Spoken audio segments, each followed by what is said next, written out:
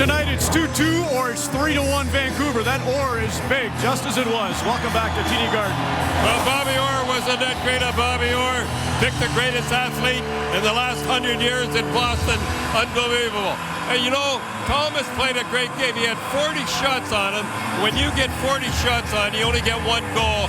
There's something wrong. He's seeing the puck too much. He's seeing the puck too much. They really knocked around the Longo. They got to do what they did to Longo. Watch this.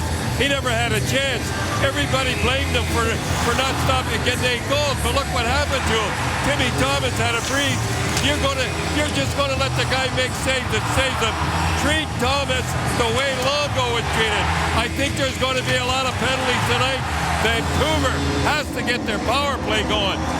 Boston's got more short-handed goals than they've got power play goals. They've got to get going. Bruin has their swagger back. Vancouver's got to get here. Jim Houston, Craig Simpson, Glenn Healy, PJ Kelly are standing by. It's Game 4. Bon appetit.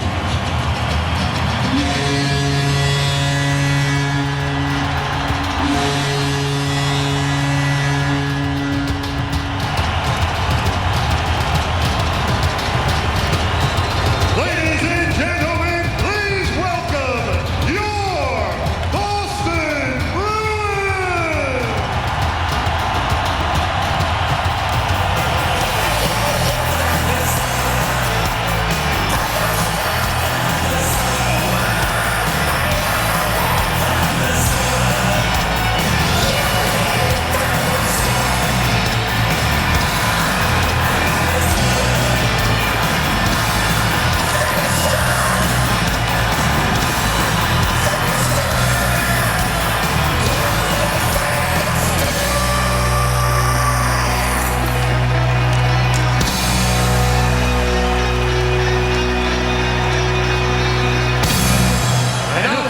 Tonight's starting lineup for your Boston Bruins.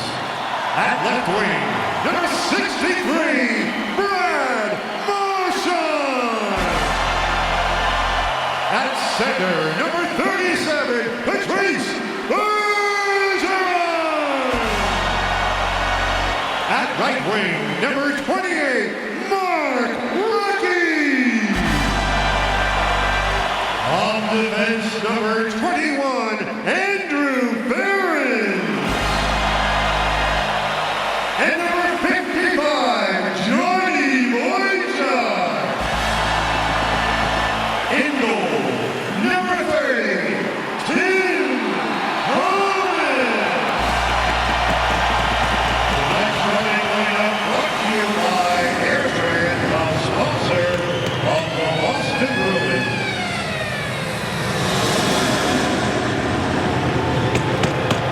Ladies and gentlemen, please rise and remove your caps as the colors for tonight's game are presented by members of the Worcester, Massachusetts Police Department.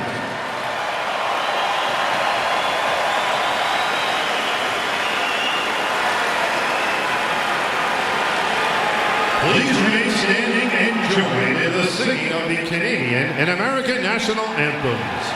Accompanied tonight by Bruins organist Ron Poster, please welcome a Garden legend, Rene Rancourt.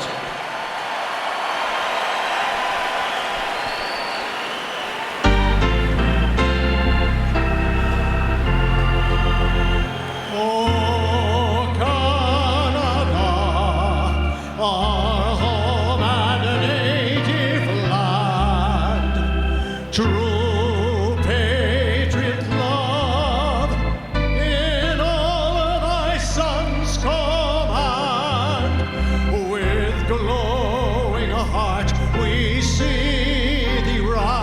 the true north, strong and free, from far and wide, oh Canada, we stand on guard for thee. God keep our land glorious and free. Oh Canada, we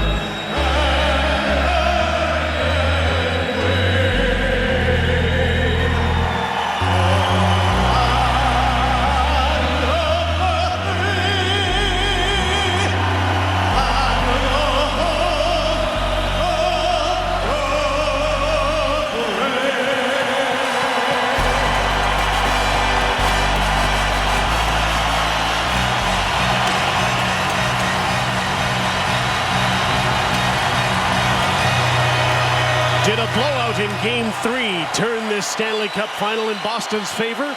Or is a loss just a loss, no matter what the score? Vancouver leads 2-1. Game 4 of the Stanley Cup final features Roberto Luongo, who gave up 8 goals in Game 3.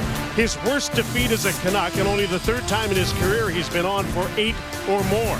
And lost in that final score in the histrionics of Game 3 was the superb goaltending of Tim Thomas, who stopped 40 shots for the 3rd time in these Stanley Cup playoffs. Referees tonight, Dan O'Halloran and Kelly Sutherland, and I don't think any of us would be surprised if they called a couple of penalties early on, just to show they're in charge and to settle these teams down if they pick up where they left off. Canucks will start Ryan Kessler and his line mates Chris Higgins and Mason Raymond against Patrice Bergeron, Mark Recchi, and Brad Marchand. Keith Ballard, in his first appearance in the Stanley Cup final, is on defense with Kevin Bieksa. They're almost going to have penalties called on the opening faceoff. As Marchand goes after Bieksa, Keith Ballard, what a big role he's going to have to play here with Aaron Rome out. He draws up with Kevin Bieksa, so he's got big minutes against top lines in his first game of the final. Not only Rome, Dan Hamhuis still out with an injury. Johnny Boychuk and Andrew Ference are the defensive pair back for the Boston Bruins, and the Canucks get into the attacking zone. Can't get a hold of the puck. Marchand with an outlet. There's a first bump. That was on Bergeron. Marchand streaking down the left wing. Bieksa's right on him. Takes the man. Bergeron in after the puck, and Ballard cleared it before he got to it.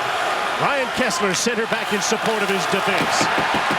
Kessler tied up with Brad Marchand. They both went down. A tip at center ice by Chris Higgins. And the puck out of play. And it looks like this will be as fast-paced. Absolutely, and maybe just as nasty. I thought Game 3 was as nasty a finals game as I've seen in a decade or so. Right off the second draw, there's a good battle going between Bergeron and Kessler. Kessler gets the better of the first one, Bergeron the second, and Brad Marchand coming off arguably maybe 2 of his best games in a while. Another big hit on Kessler. Top scoring lines out against each other now. Henrik and Daniel Sedin with Alex Burrows, and they need to get it going against Krejci, Lucic, and Rich Peverley. And Guelph, Ontario gets the start in Nathan Horton's spot. Peverley's been very good in these Stanley Cup playoffs, and in particular in the final, and one of the best forwards against Vancouver. Here's Milan Lucic. Sammy Salo and Alex Edler playing against this Krejci line. Burrows, nifty little play to spring Henrik Sedin. This is a 3-on-2. Henrik holds on and shoots, and that's stopped by Tim Thomas. And Henrik Sedin has been a reluctant shooter, so they'll be happy to see him put one on net. Here's Glenn Healy between the benches. Well, guys, we watched the opening face-off. Both teams don't like each other, but it started way before the opening face-off, and it starts in warm-up. Look at Manny Malhotra. He's trying to take as much of the red line as he can. Bergeron's got his butt hanging over the side. There's a couple bumps, and Kessler may be the most hated guy on the Vancouver Canucks, cruising the red line. A couple near bumps. Canucks off the draw have their 3rd line on the ice. It was Christian Ehrhoff that got a shot that went wide. Bergeron was just on for the faceoff. He passed the puck to Chris Kelly, and the play's offside. And Jim, you mentioned the fact you have to have amnesia here for Vancouver. You have to remember and still be positive that you're only 2 wins away from the Stanley Cup. You're leading the series. And an 8-1 loss was a bit of a shocker in Game 3, but all the talk for Vancouver was eliminating that. Do what you've done all year long, all playoffs long. Respond, get back to your game, and play with some confidence. As he is often wont to do, Alain Vigneault wants to get the Sedins into the game early on, so he double shifts them here. Instead of the 4th line, they come out again.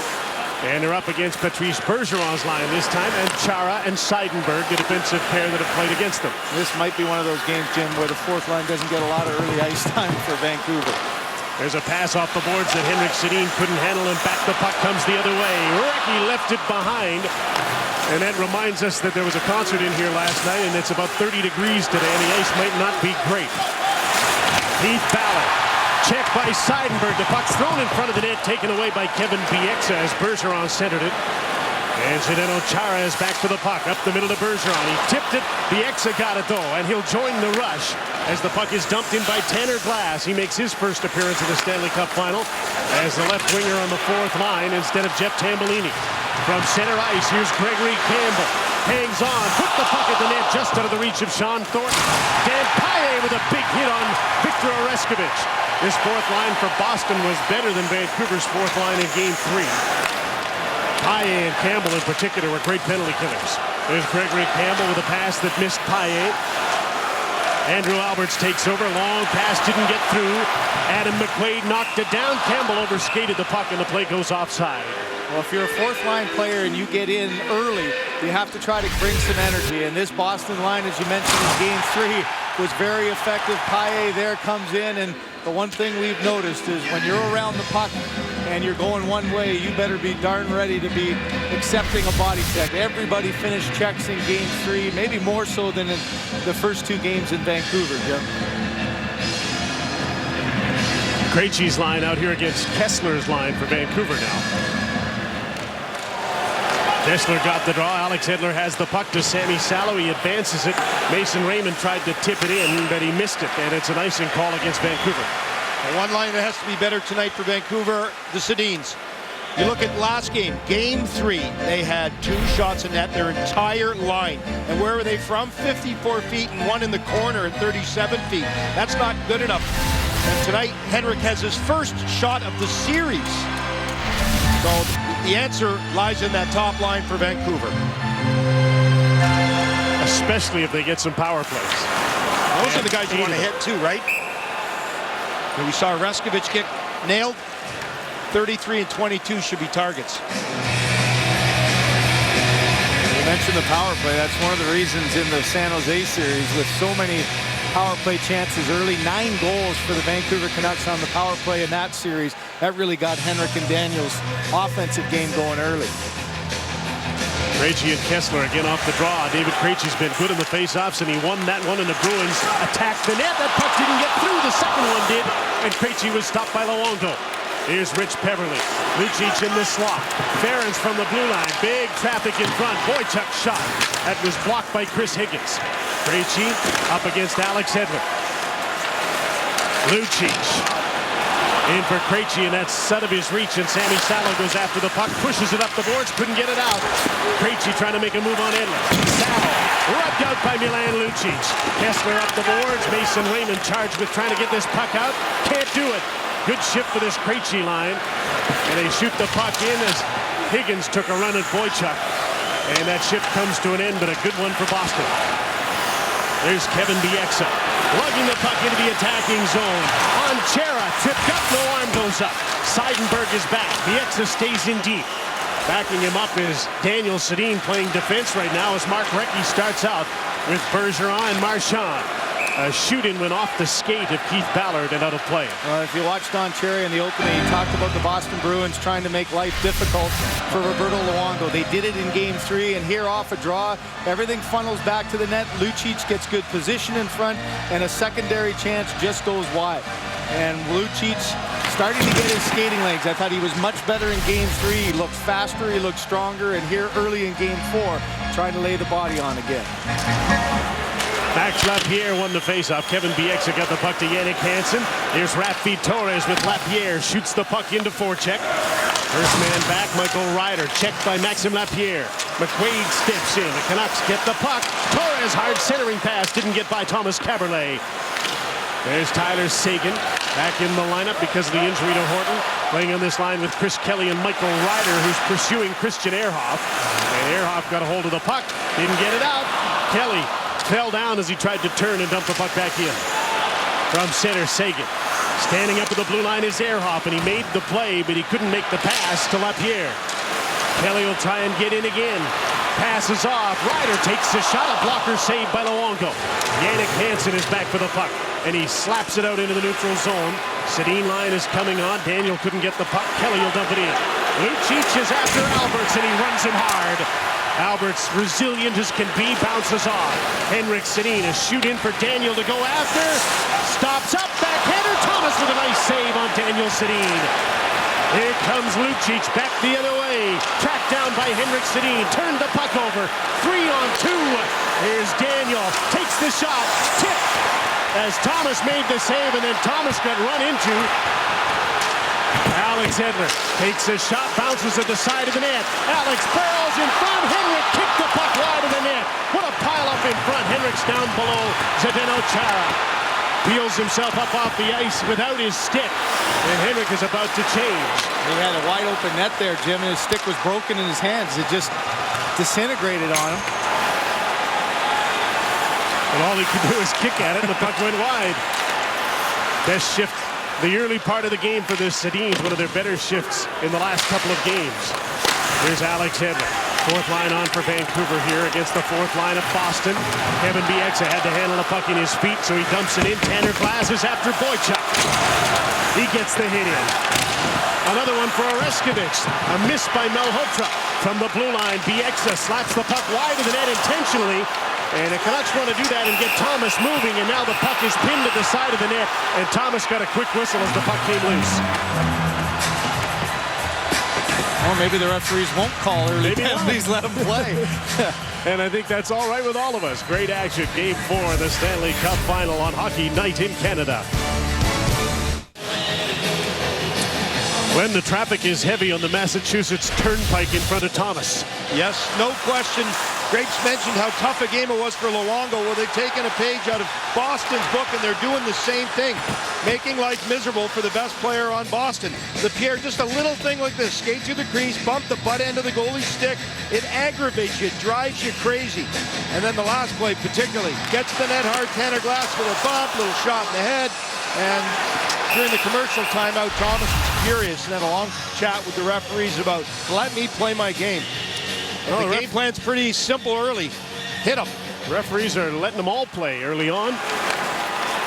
Bruins win the faceoff in their own zone. Ballard knocked the puck down in the neutral zone and shot right back in by Chris Higgins. Mason Raymond on the ice. He has a dozen shots and hasn't scored in the series. Here's Brad Marchand, made a move, backhander just wide. Almost another picture-perfect goal for Brad Marchand, who scored a beauty in game number 3, and it really sealed the deal. That was the 3-0 goal.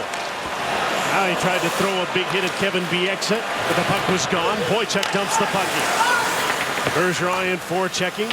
Puck got by him, not by the blue line. It's shot wide by Adam McQuaid. Bergeron and Bieksa come together hard. Boston's changing. Some time for Mason Raymond. Not that much, though. Bieksa tips the puck out into the neutral zone. It took a Vancouver bounce for Ryan Kessler. He's tipped up, and Michael Ryder will get the game's first penalty. And Vancouver's power play, 1 for 16 in the series, gets to go to work. And maybe a little break early for Vancouver as that puck going around the boards hits the linesman, and that's why Ryder ended up in a vulnerable spot. This one would have gone right back to the Bruins defense. Instead, takes a funny bounce off the linesman. Now all of a sudden Ryder's trapped, and down he goes. Brad Marchand was on fire at the start of this playoffs. 5 goals and 11 points in his first 11 games, and had only 1 in the next 9. Well, he followed up an excellent effort in game 3 with almost scoring another beauty there. His Vancouver power play 0 for 8 in game 3, so much so they didn't even use the first unit late in the game when they had all of those penalties. The Sedins weren't even on it. They had the puck here. Edler knocked the stick out of Gregory Campbell's hands. Campbell goes to get a new one as Ehrhoff dumps the puck in. The Sedins and Ryan Kessler up front. And they're after the puck. Henrik knocked it into the corner for Kessler. It bounced off the sticks of Kessler and Campbell out of play. Well, if ever you're going to get yourself into the Stanley Cup Final offensively, now's the time. It's the power play that this tandem has feasted on all year long. They were the best power play during the regular season, one of the best going in to the Stanley Cup Finals, but it just has not been in sync. And you see Henrik there shaking his leg a little bit, much like the leg injury he had in Nashville. We got to watch him here after it looked like he tweaked it in game 3.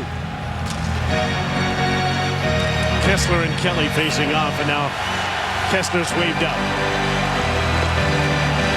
Henrik's had a tough time, 35% of his faceoffs in the Stanley Cup Final, and he lost that draw to Kelly. Daniel, Kessler go after the puck. They're bumped. The puck comes back to Edler. He shoots just wide of the net. Bouncing puck. Chara cleared it on the boards, not out. Ehrhoff held it in. It was over and back at the blue line. This is a delayed offside call. And a whistle is finally blown. Well, you're always under the microscope when you're a top player. And Henrik Sedin in the Nashville series, as I said, he had a little bit of a leg problem. There he gets a little slash in the back of the leg by Seidenberg. And he definitely looks to be limping. Here was game 3. Battling for the puck. It was Seidenberg again. Gave him a hack and then a little shot down. and he came up a little bit lame there, and we'll watch his progress here in this game. Lots of ice bags, lots of Band-Aids. A game 4 of the Stanley Cup final.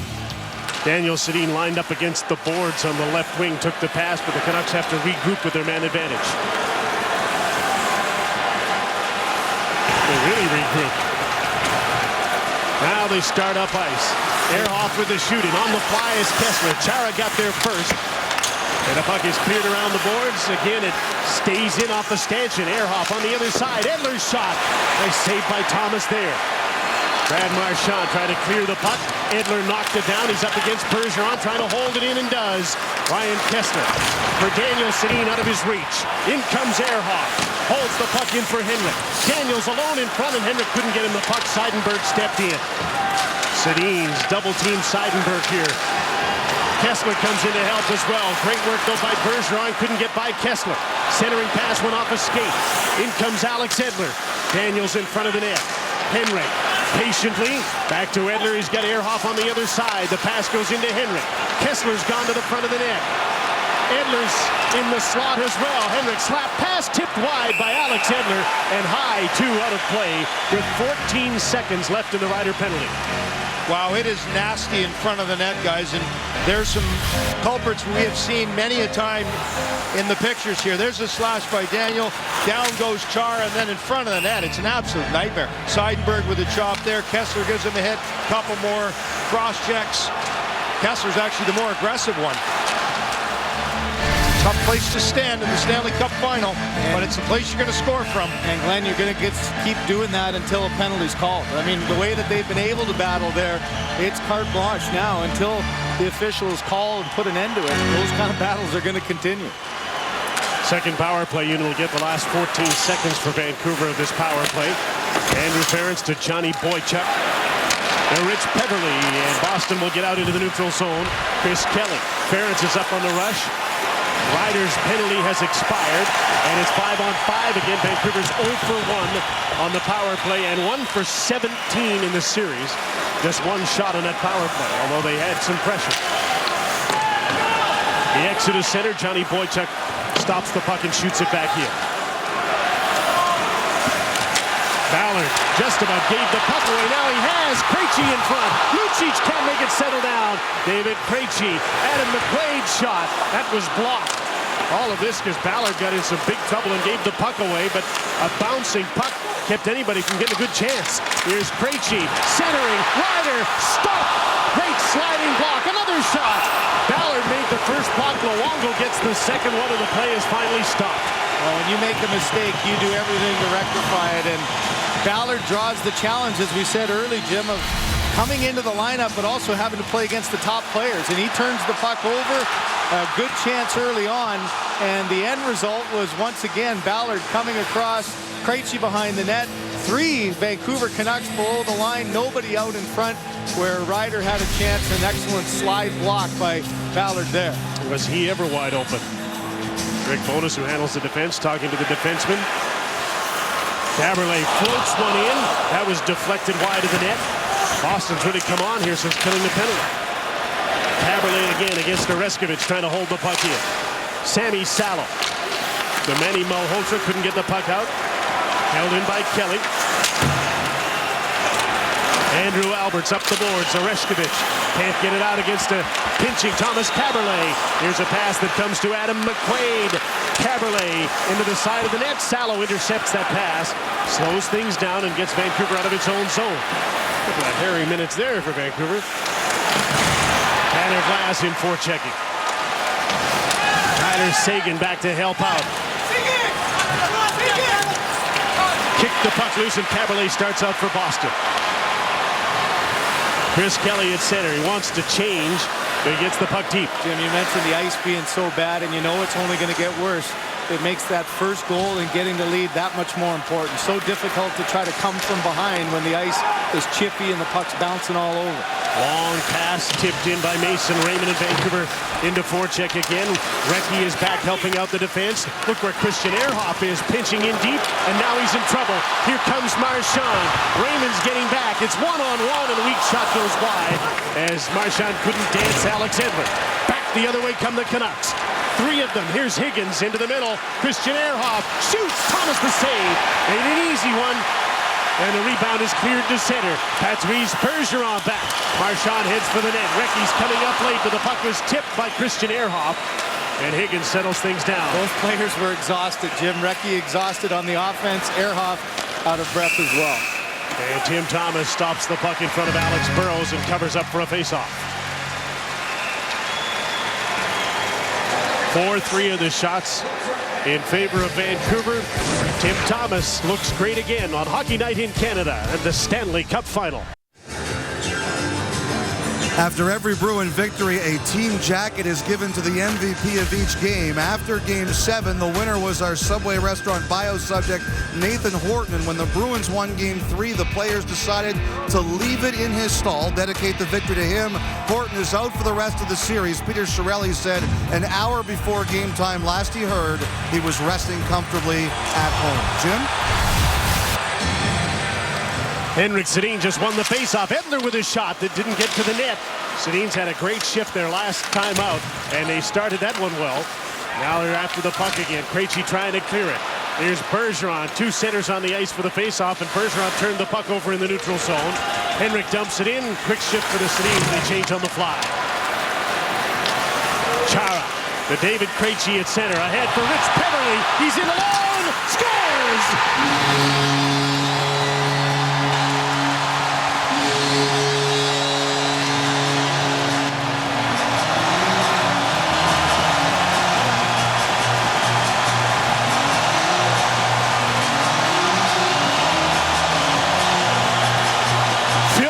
Nathan Horton.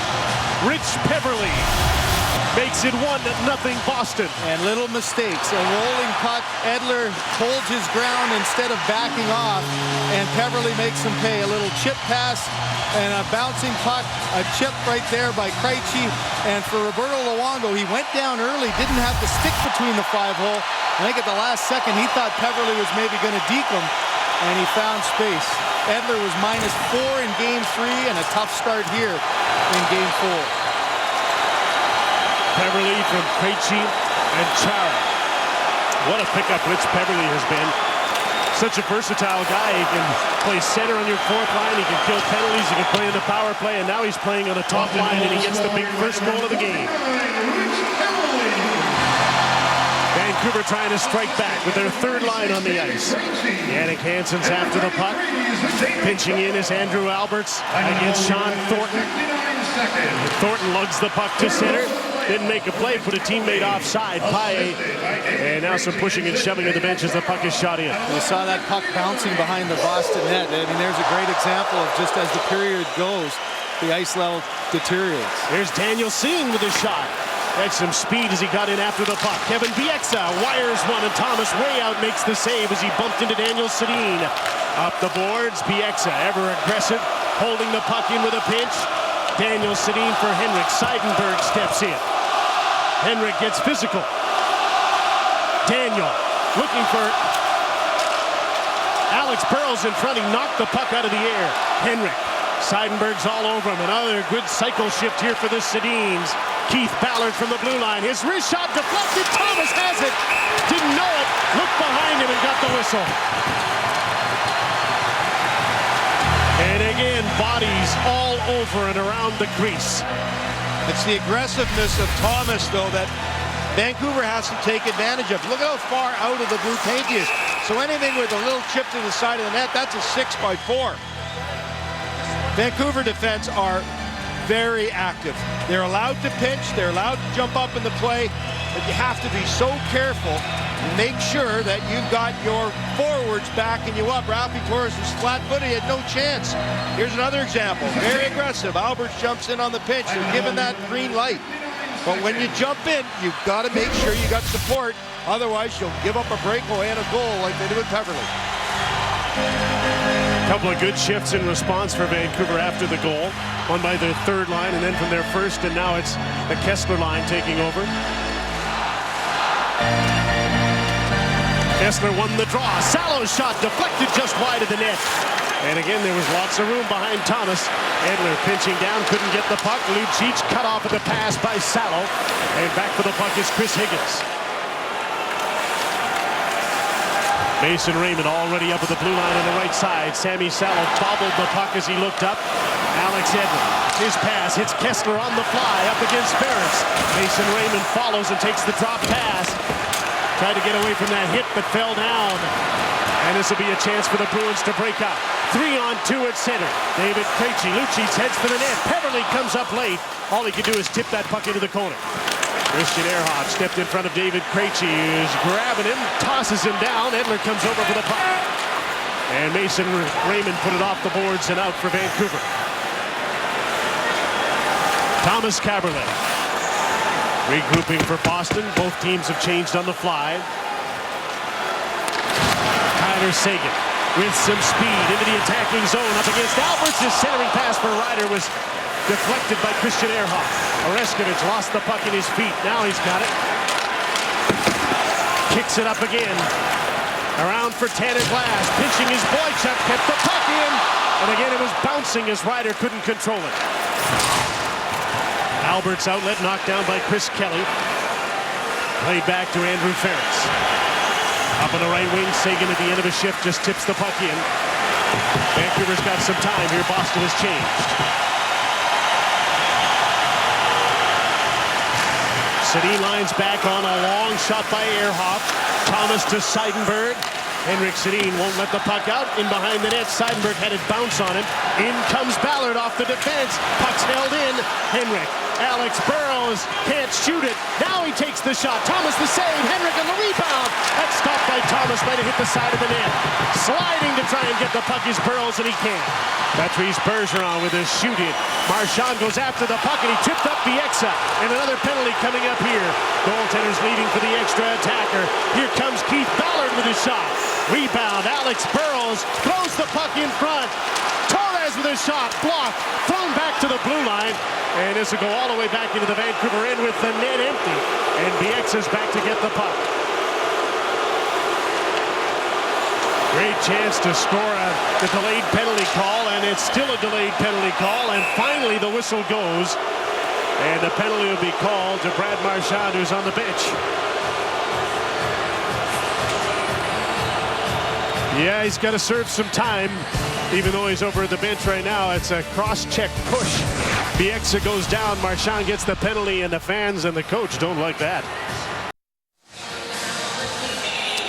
Cross-checking call on Brad Marchand. Coach Julian gave it to Kelly Sutherland pretty good over this call. Well, what happens, though, too, is when you're a rookie and you do all this extracurricular activity, he was warned 3 times for this kind of stuff after the whistle. And you get away with it for so long. You keep chirping, you keep going back, you get warned by the official. When you're a rookie, you end up getting a call like that. That happens later. Coach Julian had a talk with him. Said, you got to be a player. Enough of the funny stuff. Play. Vancouver won the draw. Christian Ehrhoff. Alexander Edler skates in, took a shot, blocked by Seidenberg. Edler got it back. Trying to set it. And the puck's taken away. Gregory Campbell cleared it. And the penalty killers are going to take this opportunity to change up. Daniel Sedin plays the puck back to Christian Ehrhoff. First couple of power plays, Alex Edler's been very aggressive up into the slot. Daniel Sedin dropped the puck off to Ryan Kessler. On the other side, Christian Ehrhoff. Edler in the middle of the ice, side of the net. Kessler, one-timer went in behind the goal. It was partially blocked. Henrik Sedin pinned to the boards. Chara takes the puck and takes off. It's to center and dumps it in. 40-second power play. They weren't really able to establish the setup and get the shot they wanted. Now that second unit comes out for some offense. Edler with the shoot-in. Took a crazy bounce at the back of the net. Boychuk hammers the puck up the boards, and he got it by Salo and all the way down the ice. Well, right now, too, the Boston penalty kill has so much confidence. I mean, they take chances. They're very aggressive. They come at you and try to outman you, even though they're shorthanded. There's Boychuk taking a chance, and he knocked Higgins off the puck, and it's cleared. Luongo out to play it. Kevin Bieksa. Chris Higgins plays the puck back. Sammy Salo will carry it up the ice. Burrows, Raymond, Higgins in front of it. Kevin Bieksa advanced the puck, and it's an offside call with 33 seconds left in the Marchand penalty. It's pretty clear that the Boston Bruins do not like the Sedins, and any chance they can throw a little lumber, maybe Greg Campbell grabs him by the throat, they just keep him on the ice. The linesman's got to come over and separate them. You know, after that big hit with Horton, and at the end of the first period, it was Chara who rarely says anything, stood up in the locker room and went at it for about 8 minutes, letting his team know that this is unacceptable. We have to win the game. And boy, did they win that game in a big way. So when you wake the big guy up, you're in trouble. And they have awoken Chara. Poke the bear. Alex Edler leads his power play to center. Shoot in by Ehrhoff. The Sedin's back out there. Chara finds some space up the middle. Edler knocked the puck down. Paille's right there. I'm not sure that Edler saw it. They had Paille, and a bouncing puck heads to the corner, and that's a recurring theme tonight. And this is just early in the game. It's hot in the building. It's hot outside. Ehrhoff with a long shot in on Tim Thomas. Shots are 10 for Vancouver, but the Bruins lead the game 1-0 on the goal by Rich Peverley. Here comes Lucic with a shot and a nice glove save by Roberto Luongo. Tim Thomas has been spectacular, guys. Home shutout streak of 172 minutes that got beat last game by the one goal that Vancouver Canucks scored on him. But he's showing you why he's maybe this year's Vezina and last year's Vezina. He's just a very aggressive guy. And Luongo, he's trying to match him 200 feet away. You talk about the ice, guys. Normally they keep it at 26 degrees. It's been 20 degrees all day at ice level. And if it's below 20, it chips and it gets cracked. Well, they're trying to hope that keeping it at 20 gives at least these guys a canvas to play on. Maxime Lapierre has McLean on the tough side of the puck. There's a backhander by Manny Malhotra. Tim Thomas is down, and he makes a tough goal line stand. If ever there's a great example of the battle in Tim Thomas, that's it. An excellent play by Lapierre. You get the outside angle, take it hard to the net, but watch Thomas fight for this puck. The rebound's there for a split second. Daniel's trying to poke it home, and that left leg just anchors itself, and then Thomas, through that crowd, somehow gets the glove on the puck. It's the same story as game number 3. Tim Thomas with a 1-0 lead, making exceptional saves. Vancouver's had the puck a lot more than Boston, especially since that goal. Had a couple of power plays, failed on both. David Krejci to Milan Lucic. He stops up, feeds across ice, intercepted, and Vancouver takes off. Ehrhoff jumped up. He fed a pass ahead. Lapierre couldn't get it. 1 minute remaining in the period. There's Michael Ryder. Lucic back to Ryder. Gains the line. Krejci's right behind him. Ryder gets up and shoots. That hit the post and came out. That looked like it was right behind Luongo and almost in. Sammy Salo feeds the puck to center. There's that mix match for Claude Julien. He puts Ryder up there this time instead of Peverley. And boy, Ryder looked pretty confident there, didn't he? Inside, outside. Good short side high shot, just about beat him. Shoot in by Kevin Bieksa. Johnny Boychuk is back. Zdeno Chara to Brad Marchand. Checked by Victor Oreskovic. And Boychuk will try and come out the other side. Mark Recchi up against Alex Edler. Tanner Glass at center. Over to hit Marchand was Kevin Bieksa. In the last 10 seconds of the first period, Zdeno Chara has a look at the clock. Decides to waste one at Luongo, knocks it down, and the Boston Bruins will take a 1-0 lead into the first intermission. A goal by Rich Peverley at 11:59 from Krejci and Chara, and Tim Thomas stopped 12. Here's Ryder's chance again. Saw a little daylight, and he hit the post. That would have been huge. 2-0 lead in the late going. Instead, it's 1-0 for Boston as they head to the dressing room after a busy first period. Don Cherry, Ron McLean, Coach's Corner. Up next on Hockey Night in Canada and the Stanley Cup Final.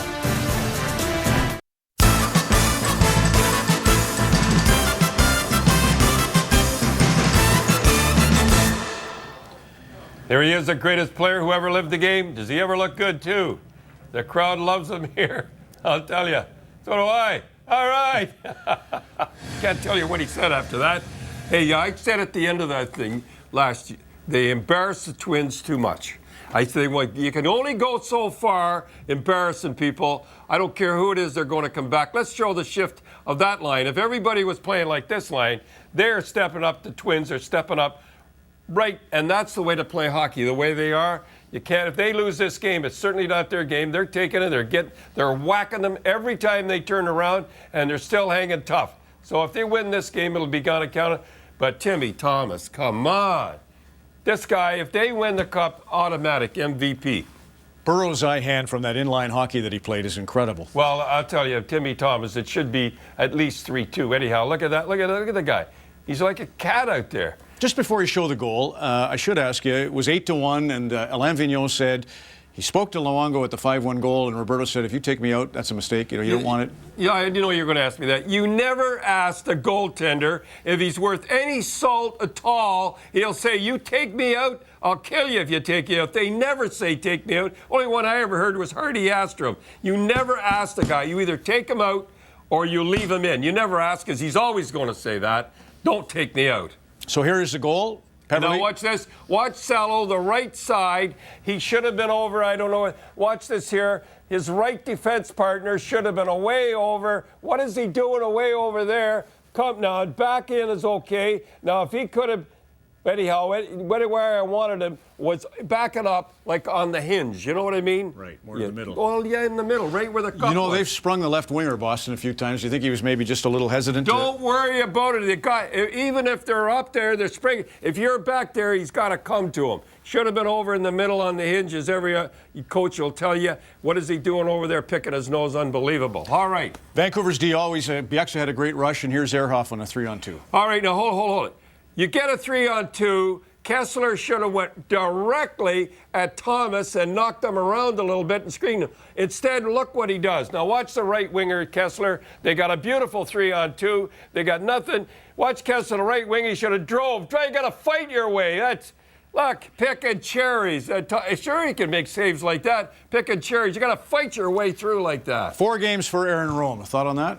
Well, I didn't think he'd get 4. I really didn't think I thought he'd get 2. I mean, that's pretty stiff in the playoffs, but, that's the way they're going to do it. And I didn't think he should have got 4. I think he should have got 2. The other big buzz, of course, is Brian Burke was consulted about what he had to do with Claude Lemieux and Draper way back when. You had to bring that up, eh? I asked you not to bring that up. No, if you're now I'm into it, you should, if he's the guy, if Murphy's the guy, he makes a decision. He shouldn't be going to other general managers. What do you think I should do? You said there's bad feelings between him and Gillis, Burke. He should never have gone. I don't know how poor Brian Burke got into it, but if you're the guy, Mike Murphy, you make the decision. You played hockey a long time. You're up there. Don't go to other general managers. That's ridiculous. More on that, Kenny Holland and Rob Blake, hopefully. Maybe they'll be afraid to go on now. But so let's get into the shoulder pads. And all right, let me see the hit. Now watch this hit. It's not really a bad hit. Now watch. I'm going to show you. He did catch him. Now, if he had ordinary shoulder pads on, he would have just been a little bump. I tell you right now, let's show. Have I been trying the league to have committees on? Go ahead, show it. Committees on committees on committees. Are we going to show it or what? It's going to be This is what they got now. Can you believe this? This is the thing they've got now. Look at this. All right, I'll go on the other thing later. Yeah. Look at this. Look, and you get hit in the jaw with that, you're dead. Imagine getting hit with that. You don't have a chance. Now, if I hit anybody to the head, or I don't even mean to hit them to the head, if I hit them in the chest or I hit them in the shoulder with the follow-through, you're going to hit the head. Well, what are they thinking of? They want to get injuries? Look at this here. For heaven's sakes, get somebody smart up there and get this junk out of here, and you won't have so many injuries. Now, we're going to show Scott Stevens. Watch the little pads he has. If he has that armor, these guys are dead out of the game. Watch this here, Scott Stevens. Watch the little shoulder pad. Boom. Imagine he had that big armor. Come on, you people in the NHL. Smarten up. Get this armor off. It's armor. It's a weapon now. If he had those big things, he's dead. And when we come back, I'll tell you, you think I'm the only guy talking here? Watch Sean Thornton. He knows a little bit what's going on about hitting. Watch this. I'm a believer that if everyone wore shoulder pads like me and Rex wore, there wouldn't be as much trying to kill each other, because it'd probably hurt your shoulder as much as it would hurt the other guy. But here we are. There they are. They're just the same way as they had it 20, 30 years ago. You will not get hurt. It's got a little sponge on. Get back to those, the NHL. Stop those stupid committees you have. Smarten up.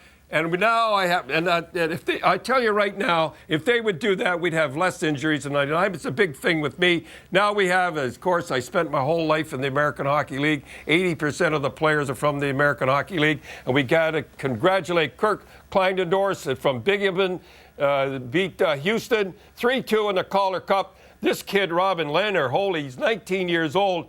I tell you, he is really something. Bobby Butler got it. And a good guy, Ryan Keller from Saskatoon, got the winner. Congratulations. There he is. The American Hockey League Calder Cup. By the way, I won 5 of them. Yes, you did. And Leonard, 19 years old, Patrick Roy, Carey Price, and Gordie Bell, who you saw play, was a great little goalie. He joined the Navy. I didn't see him play. But oh, you didn't? No. I guess you'd have been 9 years old. 5 times Calder Cup winner, Don Cherry, in the Coach's Corner on Hockey Night in Canada on CBC. Coach's Corner on CBC. Brought to you by Cheetah Power Surge. No caffeine crash, and that's no bull. Well, Rich Beverly has the goal, but there's no question one of the biggest stories is Gregory Campbell and the penalty killers. And Gregory, what are you attacking on that Vancouver power play to neutralize it? Well, obviously they have a lot of talented players out there, and it's part of our job to try to neutralize them. I mean, they have so many guys that can beat you one-on-one and make plays that you got to kind of choose your poison. So we're working hard as a unit, trying to take away time and space, but I mean, you got to keep going. You can't rest on the fact that we've done a good job so far. Gregory, there's a young fan of yours out there, Bradley Morris, who I guess was injured in a hockey game. You had a message that you wanted to deliver for him. Yeah, I talked to his dad last night, and I know he's a fighter, and I want to say hi to Bradley and keep your chin up and keep going, and we're pulling for you. Thanks very much, Gregory. Thank you. Ron? Thanks, Elliot and Gregory. 2-time NBA MVP Steve Nash with Elliot on the other side of the break. Start of the second period. It's Canadian Celebrity Night here. Rachel McAdams in the building watching the Canucks and Bruins. And if you go to text the number 20222 and type in the word Nash, you will donate $10 to the Steve Nash Foundation and have the chance to win a pint with Steve Nash in New York City. And Steve, you're a big Canucks fan. They're struggling a bit right now. You've been in this position. What would you say? They just got to keep their composure. We're a passing team. Boston's out passing us. I think we're a little bit rattled. We just need to keep our composure, keep getting shots on net. Everything seems to hit Thomas in the chest right now, but we'll get a bounce here and it'll break us wide open. Your brother-in-law, Manny Malhotra, it must be so special for the family to see him back playing. Unbelievable. He's one of the classiest guys I've ever met. You couldn't want your sister to marry anyone greater than Manny, and to see what he's been able to handle and come back and play well, I admire him a lot. All right, thanks very much, Steve. Enjoy the rest of the game. Thank you. Jim? There's Steve's team trying to get to the attack, led by Ryan Kessler, Mason Raymond, and Chris Higgins to start this second period. Trailing 1-0 on the former Kitchener Dutchman Junior B, Rich Peverly's goal. Bieksa in deep. Now that's Mason Raymond back defensively, and he knocked the puck away from Brad Marchand. Mark Recchi and Marchand. Another good move by Marchand, and the puck bounced on him. Here's Chris Higgins. Kevin Bieksa, breakaway pass, tipped through by Chera from Kessler, who takes the sharp-angled shot, and Thomas handles that easily as Kessler gets a rough ride from Seidenberg. Yeah, that's a line for the Vancouver Canucks that needs to continue putting pressure and getting their offense going. If the Sedin line is going like they have been in the first period, they need that secondary push. And Ryan Kessler, you think of what he did in the Nashville series, 11 of the 14 goals he was involved in. Right now, they need that line to be a little bit more effective. That line hasn't scored yet in this series. This line's been excellent. Henrik and Daniel Sedin, and Alex Burrows had a very good first period. Zdeno Chara out against them again. Here's Milan Lucic from David Krejci, plays broken up by Sammy Salo.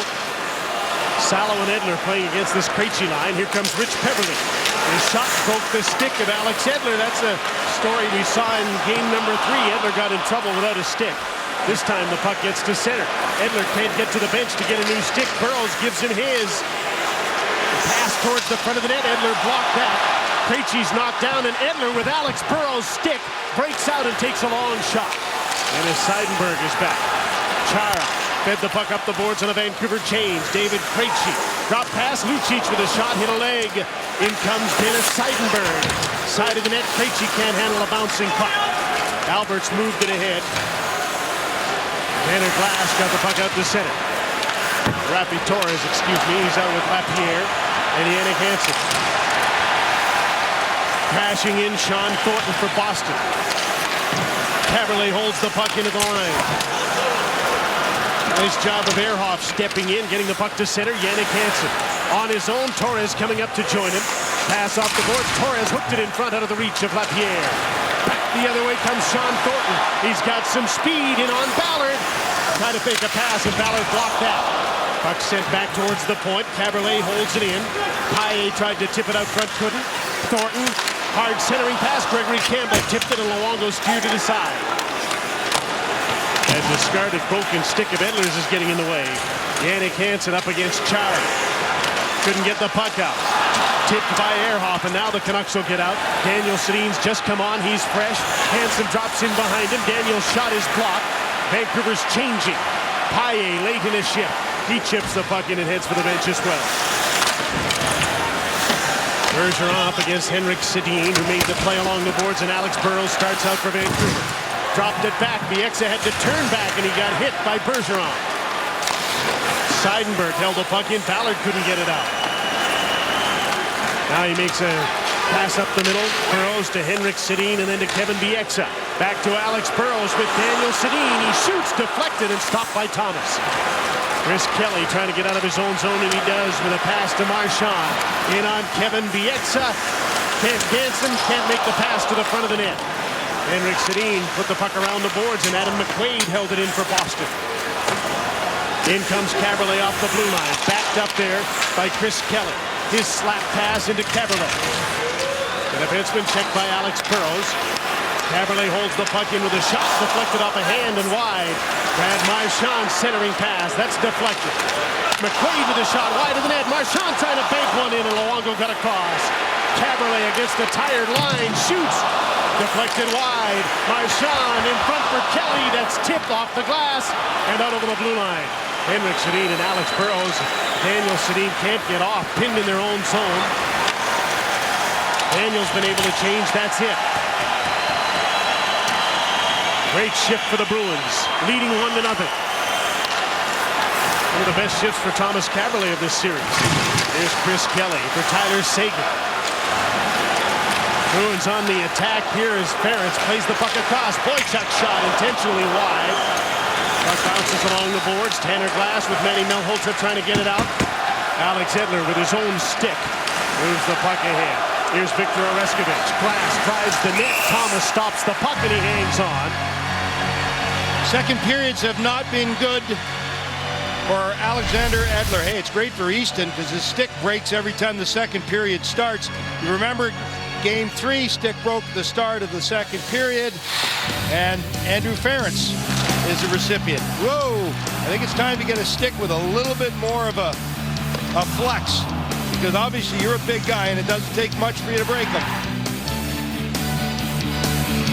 That was a long shift for Edler and Bieksa. Edler spent part of it with Burrow stick and part of it with a new twig. That was a tough shift for Vancouver. Pinned in their own end for that whole shift. Ryan Kessler to take the draw. He and the Canucks won 62% of the faceoffs in the first. Krejci had a tough time in the first, but he won that one. Lucic trying to break out, turned the puck over, and it's kept in. Ferentz to Krejci, and now Boston is out. Bergeron on the right, second center out here, takes the shot. Luongo steered it aside. Andrew Ferentz in off the blue line around the boards. Ballard goes after the puck, so does Boychuk come in. Ballard can't get by Lucic. Kessler backing up Ballard. Again, he can't get the puck out. David Krejci into the middle. Ferentz with a shot that's blocked. Backhander sent to the corner. Again, the Bruins put on the pressure. Beverly to the blue line. Ferentz screen shot, blocked by Keith Ballard. And he finally gets the puck out, but that was a tough shift for Ballard. Kessler driving up the middle. Goes after the puck, shot in by Higgins. You notice the fact that Ballard's out with Salo there. Obviously, Alain Vigneault wasn't too happy with that first period with Ballard having to go up against the top lines. He ended up having to do it there with Salo. Made another mistake. And the Canucks are really starting to miss Dan Hamhuis. Ehrhoff shoots the puck in deep. McQuaid is back. Hard around the boards. Ehrhoff trying to hold the puck in. Couldn't quite do it. Caberlet. Advance the puck. Gregory Campbell had it out of his reach, and the play is just offside. 6 minutes into this second period. Well, it's a tough task to come in the Stanley Cup Finals. You haven't been playing all the time, and you know, when mistakes happen, you have to recover. Ballard did it in the first period by blocking the shot. He does it here again. And there was some thought, Jim, that going into Game 4 in the San Jose series, Tanev and Ballard played together, and that matchup did extremely well. But as you mentioned, without Hamhuis, it really changes the dynamics, doesn't it, of the defensive pairing. The depth is really tested, and Hamhuis is off their top pair. You could afford to have Tanev in the lineup there with Ballard because you had that strong two. Turnover, and Rafi Torres with a shot that Thomas steered aside. Torres gets a hit. McQuaid couldn't get the puck. He's backed up. Sean Thornton, the center, painted himself into a corner and dumped the puck in. Paille in after Edler. Made the play. Torres couldn't get the puck out. Bounced on him, and Seidenberg holds it in. Gregory Campbell knocked off the puck by Kevin Bieksa. Made a play up the boards. Yannick Hansen into the middle. Puck skipped away from Lapierre. Torres takes the shot. Tipped right on, and Thomas made the save. Torres again with a shot. And another great save by Tim Thomas, who's been terrific again. Shots are 19-7 Vancouver, but the score is 1-0 Boston on Hockey Night in Canada. Well, you can choose your view of tonight's game with our Chevy All-Access camera and get a better look, perhaps, at Rachel McAdam. Go to cbcsports.ca to pick your angle. Clearly, Dan Hamhuis suffered a significant injury when he sent 220-pound Milan Lucic airborne in Game 1. He was watching this morning, not skating. The Canucks' official designation with the playoff nuclear triple cone of silence in effect is Hamhuis' day-to-day, but it's not logical to speculate on his return until he at least skates again. And, Jim, because he hasn't, the speculation's going in the opposite direction, that he could be done for the rest of the final. There's Bieksa right off the draw. Loose puck. Henrik and Daniel Sedin swarm it. Alex Burrows there as well, and the Bruins kept it away from their net. The Sedins have been dangerous on every shift tonight.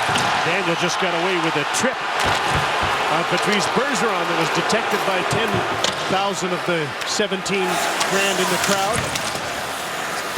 Bieksa shoveled the puck. Ricky took a shot at the net. Here's Alex Burrows. Out to center. Chara stepped in front of Henrik Sedin. Patrice Bergeron fights the puck over the blue line, and the play's offside. Jim, right now it just seems like the Canucks are going to have to get lucky to burst the bubble. And right now, when you win a draw, this line has done so many effective things off of a face-off. 3 bodies there. Daniel goes behind the net, though, instead of in front. Had he stopped in front of the net, he might have been on the doorstep and had an easy tap in there. Isn't that the way it goes? Thomas seems to have all the answers right now. Even in the scrambles, he's finding the puck. Shots in this period are 8-1 in favor of Vancouver, although Boston's had a couple of shifts where they've had Vancouver hemmed in. They just didn't get any shots. This is one of those scary games where you're playing a good road game. All the stats are looking your way, but you look up and you're down by 1. And with Thomas, never know, that might be enough. Ferentz hooked at by Mason Raymond. Both arms are in the air, and Boston's going to get its first power play. Here's Milan Lucic. He shoots. Luongo makes the save, and the penalty will be called. Mason Raymond will go off, and the Boston power play works for the first time tonight. You're just trying to create something. You get in on the forecheck here, stick, your bad puck rolling, and the errant stick goes up the stick, and Ferentz puts his hand up and gets the call. And, you know, you look at the last play, guys. This is how close the Canucks were to taking a penalty there. Slash on Marchand, then Daniel Sedin with a chip. But, guys, let's take a look at this penalty. It doesn't even hit him in the face. And he sells the call. There goes the head back, and that's one of the things that they talked about before this series. The integrity of the game, and you can't sell calls. Well, they just did, and they bought. Could have been a hooking penalty, too. Shouldn't have had his stick there. Here's Seidenberg. Caberlet on the power play. Krejci shoots. Luongo makes the save. Rebound. Bergeron tried to center it. Couldn't do it. And Andrew Alberts, killing the penalty, gets the puck down the ice. Power play features Caberlet and Seidenberg. Lucic, Bergeron, Krejci up front. David Krejci dangling towards the net. Alberts stopped in. The puck comes loose to Luongo. This is where Luongo can really make a statement. He's played well coming off of the 8-1 loss in Game 3. things got away from him in that second period and third in game 3. But right now, he hasn't been busy, but he's been sharp when he has to be. And 3 times this year, there's been some big lopsided scores. He's lost the 2 other ones. What'll happen today? Zdeno Chara out in the power play with Andrew Ference on the point now. Here's Michael Ryder. Toss to Chara, one-timer that's blocked in front. Mark Recchi with Rich Peverly in front. The pass to the blue line, and not even the reach of Chara could come up with that puck. Manny Malhotra, 7 minutes in his first game, 15 in his second, playing a lot again tonight, killing penalties. He goes off for Ryan Kessler. Chara shoots the puck in, Recchi's after it. Peverly tracks it down. Michael Ryder there as well, but the Canucks aggressively come up with it. Burrow's got the puck to center. He's got Kessler with him. Now they're on the attack. Short-handed, the shot. Thomas has to stop play. And Burrows turns away and doesn't get mixed up with Chara after the whistle. Malhotra back in the lineup, and he's a great face-off guy, and penalty killer gives him a 4th line. But watch the communication here, as there's a chance to beat Chara to the puck. He points to the bench, and what he says is, I'm going to change in a second. I'm coming to the bench. I'm coming. And sure enough, as soon as he knows he can't get the puck, well, he goes to the bench. And there's another sold call. At some point, they got to put an end to it. Lapierre won the draw, short-handed in the attacking zone. That kills some valuable seconds. Haberle and Seidenberg back out. Lucic up front with Bergeron and Krejci. Bergeron to the net, tipped wide by Lucic, who's tied up by Ballard. Gets himself loose. Bergeron with a shot just wide of the net. In too tight. Here's Caberlet with some room from the blue line. Lapierre taking his shot away. Stays with him. Dennis Seidenberg's got a bomb. Won't shoot it right now. Milan Lucic. In comes Caberlet. The shot off the shoulder of Luongo and out of play. 14 seconds to go in the Raymond penalty. Well, it's amazing how things can change within a series. The Boston Bruins power play was anemic coming into the Stanley Cup Finals. Somehow they were able to make it at just 8.2%, 5 goals in 67, but like so many times, it's what you do in the finals under the pressure, and they've executed the last 2 games extremely well. And they look dangerous again here in game 4. Now Holtra on to win the draw. Edler battling against Kelly. And the Canucks win the battle, get the puck down the ice, and that'll do it in the Mason Raymond penalty. So the penalty killers are perfect tonight, both sides. Raymond's back on, 5-on-5 again. Salo whacked the puck across the ice. Jannik Hansen got away, plays offside. Close call. I don't think Hansen believes it. We've seen the bouncing pucks. We've talked a lot about the ice conditions. That one actually works in favor of Hansen. But is that offside? Tough to call there. I thought he was able to keep that foot down. I would agree with you, Simmer. That's an onside play that they've taken a breakaway with. And the linesman sure was 85 feet away to make the call. We saw Miller make a great call in game 1, right on the line. But that one there is a missed call. Brad Marchand battling here with Henrik Sedin.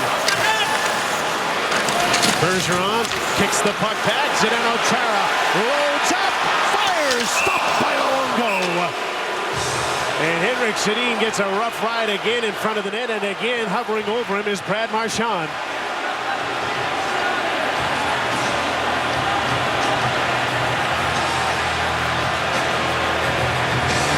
Mark Recchi pleading the case here to keep Brad Marchand in the game, and he's going to stay in it for now as he battles with Henrik Sedin. He got his stick in his face. He pitchforked him down. No penalty calls. It's June the 8th. It's the 4th game of the Stanley Cup Final. There's so much at stake. Craig, what are the players like on the ice right now in a 1-0 game? Well, you're anxious a little bit. I think the anxiety grows as the series continues on, but much like Steve Nash said, you just got to keep your composure and keep forging ahead. This has been a good road game by Vancouver, but they just haven't been able to get that break that can break them out of it. Trying to keep at it here with Ryan Kessler's line on the ice. Daniel Paille played the puck back. Johnny Boychuk, D-to-D with Ference. And Gregory Campbell off the glass and safely out. Paillet's racing for the puck. Kevin Bieksa got over first. Here comes Thornton, though. Gets control, got a shot blocked by Bieksa and pounced on by Roberto Luongo. Once again, a fourth line shift that just creates some momentum for Boston. And that's all you're looking for. Come in with energy, keep the puck going forward, don't get hemmed into your own end. And that Boston line with Thornton in the lineup now is able to continue doing that. Manny Malhotra on to take this faceoff against Chris Kelly.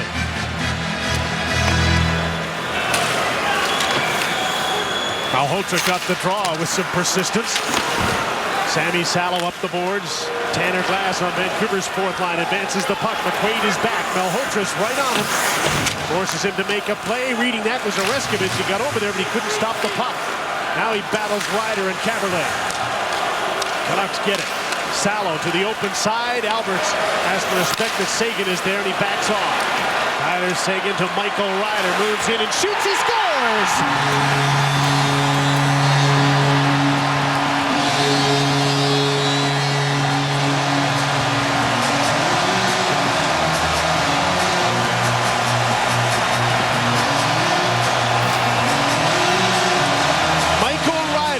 The post trying to go high glove in the first.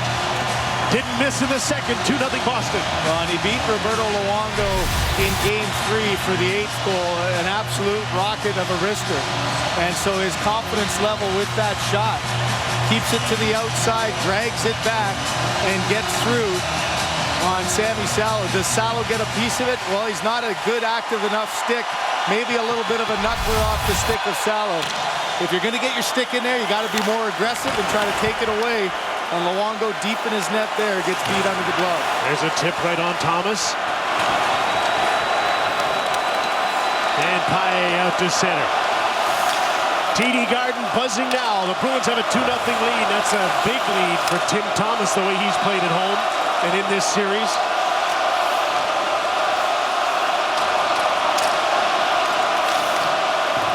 Ryder is 7th from Sagan and Kelly. And Jim, there's where you do have to keep the composure. Just get a little pushback shift. Don't lose the game in a 2 or 3 minute span. Don't allow Boston to get another quick one and seize all the momentum. Icing call against Vancouver. It's all about detail, though, guys. In Vancouver, they get caught making a bad change. Go to the bench. That's not the time to change. Sagan's got the puck. You're changing there? I don't think so. Sagan was put in the lineup because of that offensive flair and flash and because of the speed, and he pays dividends in his first game in with Horton out. What do you think? Did that go off, Sammy? I think it got a piece of it, but it's one that, Glenn, you'd know better. The vision was there for Luongo. It was far enough out, and it just fooled him. His body language to me, Luongo's, told me that he thought it went off with Salo. Yeah. David Krejci to Lucic. And over in the corner, we've got penalties being called. Maybe both of them. Alberts is going to go. And Peverley. And Rich Peverley, too. A little battle off of the face-off, which we haven't seen too many calls off of the interference off the draw, but Alberts and Peverley go hard after each other. So some 4-on-4 hockey here with 7:55 to go, and now a two-goal lead by Boston. Watch down low, a slash to the back of the legs by Peverley, and then a slash back by Alberts, and the official caught them both. Officially a slash and a cross-check. Peverley gets the cross-check. You Take your pick, though. 4-on-4 hockey is to the benefit of the Vancouver Canucks. More ice for the Sedins. They've been good tonight, but have nothing to show for it.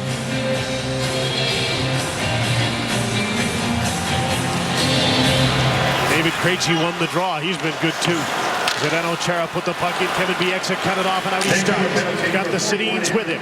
Daniel takes over. Lucic chasing him, pushed him down, took the puck and moves it ahead. This spring has really been a coming-out party for David Krejci, this gifted center who's had to move up because of injury to Savard.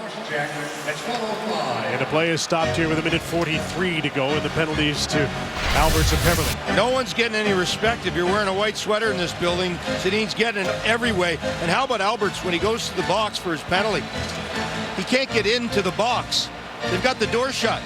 Like, Okay, I took a penalty. Stop writing. Would you let me in? He's in there doing his homework. No one's giving him any respect in the building. Even the timekeepers.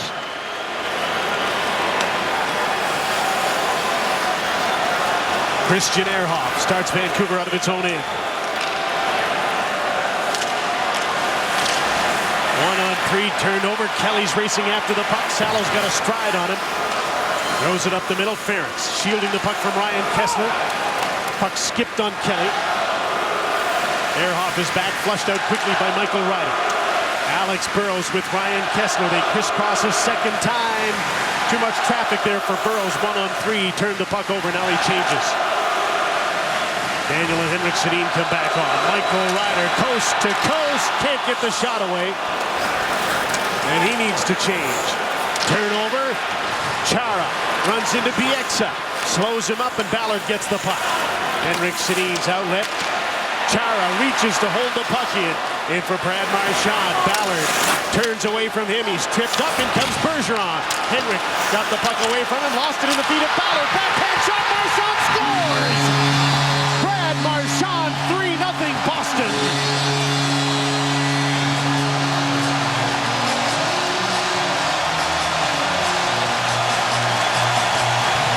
Jim, it's hard to pick on a guy who's playing maybe above where he should be right now in the lineup, but for Keith Ballard, this has been a bad start to a night that's gotten worse. He got caught on the inside there, gets the puck, now turns it over. Up the boards, and it's back the other way. But when you get knocked over, he loses the puck here. You're not going to draw a penalty. Get up. This is the Stanley Cup Finals. Get to the front of the net. Puck's in his feet. And Brad Marchand, who's been a thorn in the side of the Sedins all night long, standing in front. Nobody's there. And the quick backhander up and over Luongo. But for Ballard, that's a shift that just dug a hole, and he couldn't get out of it. 2 goals in 2 minutes and 18 seconds, and Vancouver's Alain Vigneault took his 32nd timeout to talk to his team. That's what I was meaning there. You can lose a game in a short period of time by just lapse of energy, lapse of judgment, and errors right now are the downfall of Vancouver. Well, you need a save. You're giving up 13 shots. You guys had mentioned it. It's a pretty good road game. You need a save. The other guy's making them 200 feet away. Marchand from Bergeron. Here's Elliott. Well, Brad Marchand is the guy, Jim, who the Boston Bruins felt was too far out of control and over the line after the first 2 games in Vancouver. Periodically, he'll get a talking to from Claude Julien about it. He got it, and it's worked, Jim. He's been great back here in Boston. That goal was 4-on-4. And that continues right now. Daniel Sedin, hard shot towards the net. Ehrhoff got drilled by Seidenberg as he tried to get the puck. Zdeno Chara feeds the puck for Gregory Campbell. It's out of his reach. Alex Edler is back, and that's an icing call against Boston. Jim, here's where if you're not playing well and you're not scoring goals, you've got to find a way, if you're a Vancouver Canuck player, to make a difference physically. And what Ehrhoff does, he's not known to take in the body. He tries to get in, get involved, but we saw it in Game 3. The energy turned in the second period. The Boston Bruins got life, they got focus, and they got hitting. And Seidenberg, not known for his big hits either, knocks him down. It's a solid guy, though.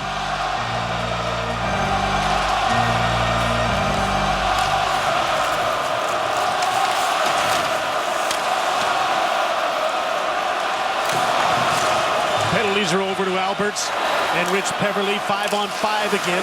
Peverley lost his stick. Kessler takes the puck. Ran into Chara as he dumped it in. Seidenberg back. There's Zdeno Chara, and the Bruin captain got the puck to center. Paille tipped it in and heads for the bench on a change. And this sold-out, jacked-up crowd is really giving it to Roberto Luongo right now. You have to wonder if it might have been worse if that was at the Rogers Arena. Caberlet checked and knocked down. Now the Bruins made the play, got the puck out. Keith Ballard. His pass tipped in by Yannick Hansen. Adam McQuaid looks around, first man back. Couldn't get the puck by Rafi Torres, but he knocked it out of the air with a high stick, and play is stopped with under 5 minutes to go in the second period. Michael Ryder scored his 7th of the playoffs, beat Luongo 2 minutes and 18 seconds later. Brad Marchand, 3-0 Boston in Game 4. Too many players with too many games between goals, and Vancouver badly needs something to turn this game. Well, these are the guys that got you here, and now these are the vital signs that are so pathetic, and the reason that Vancouver has not got a goal in this game and only one in this building.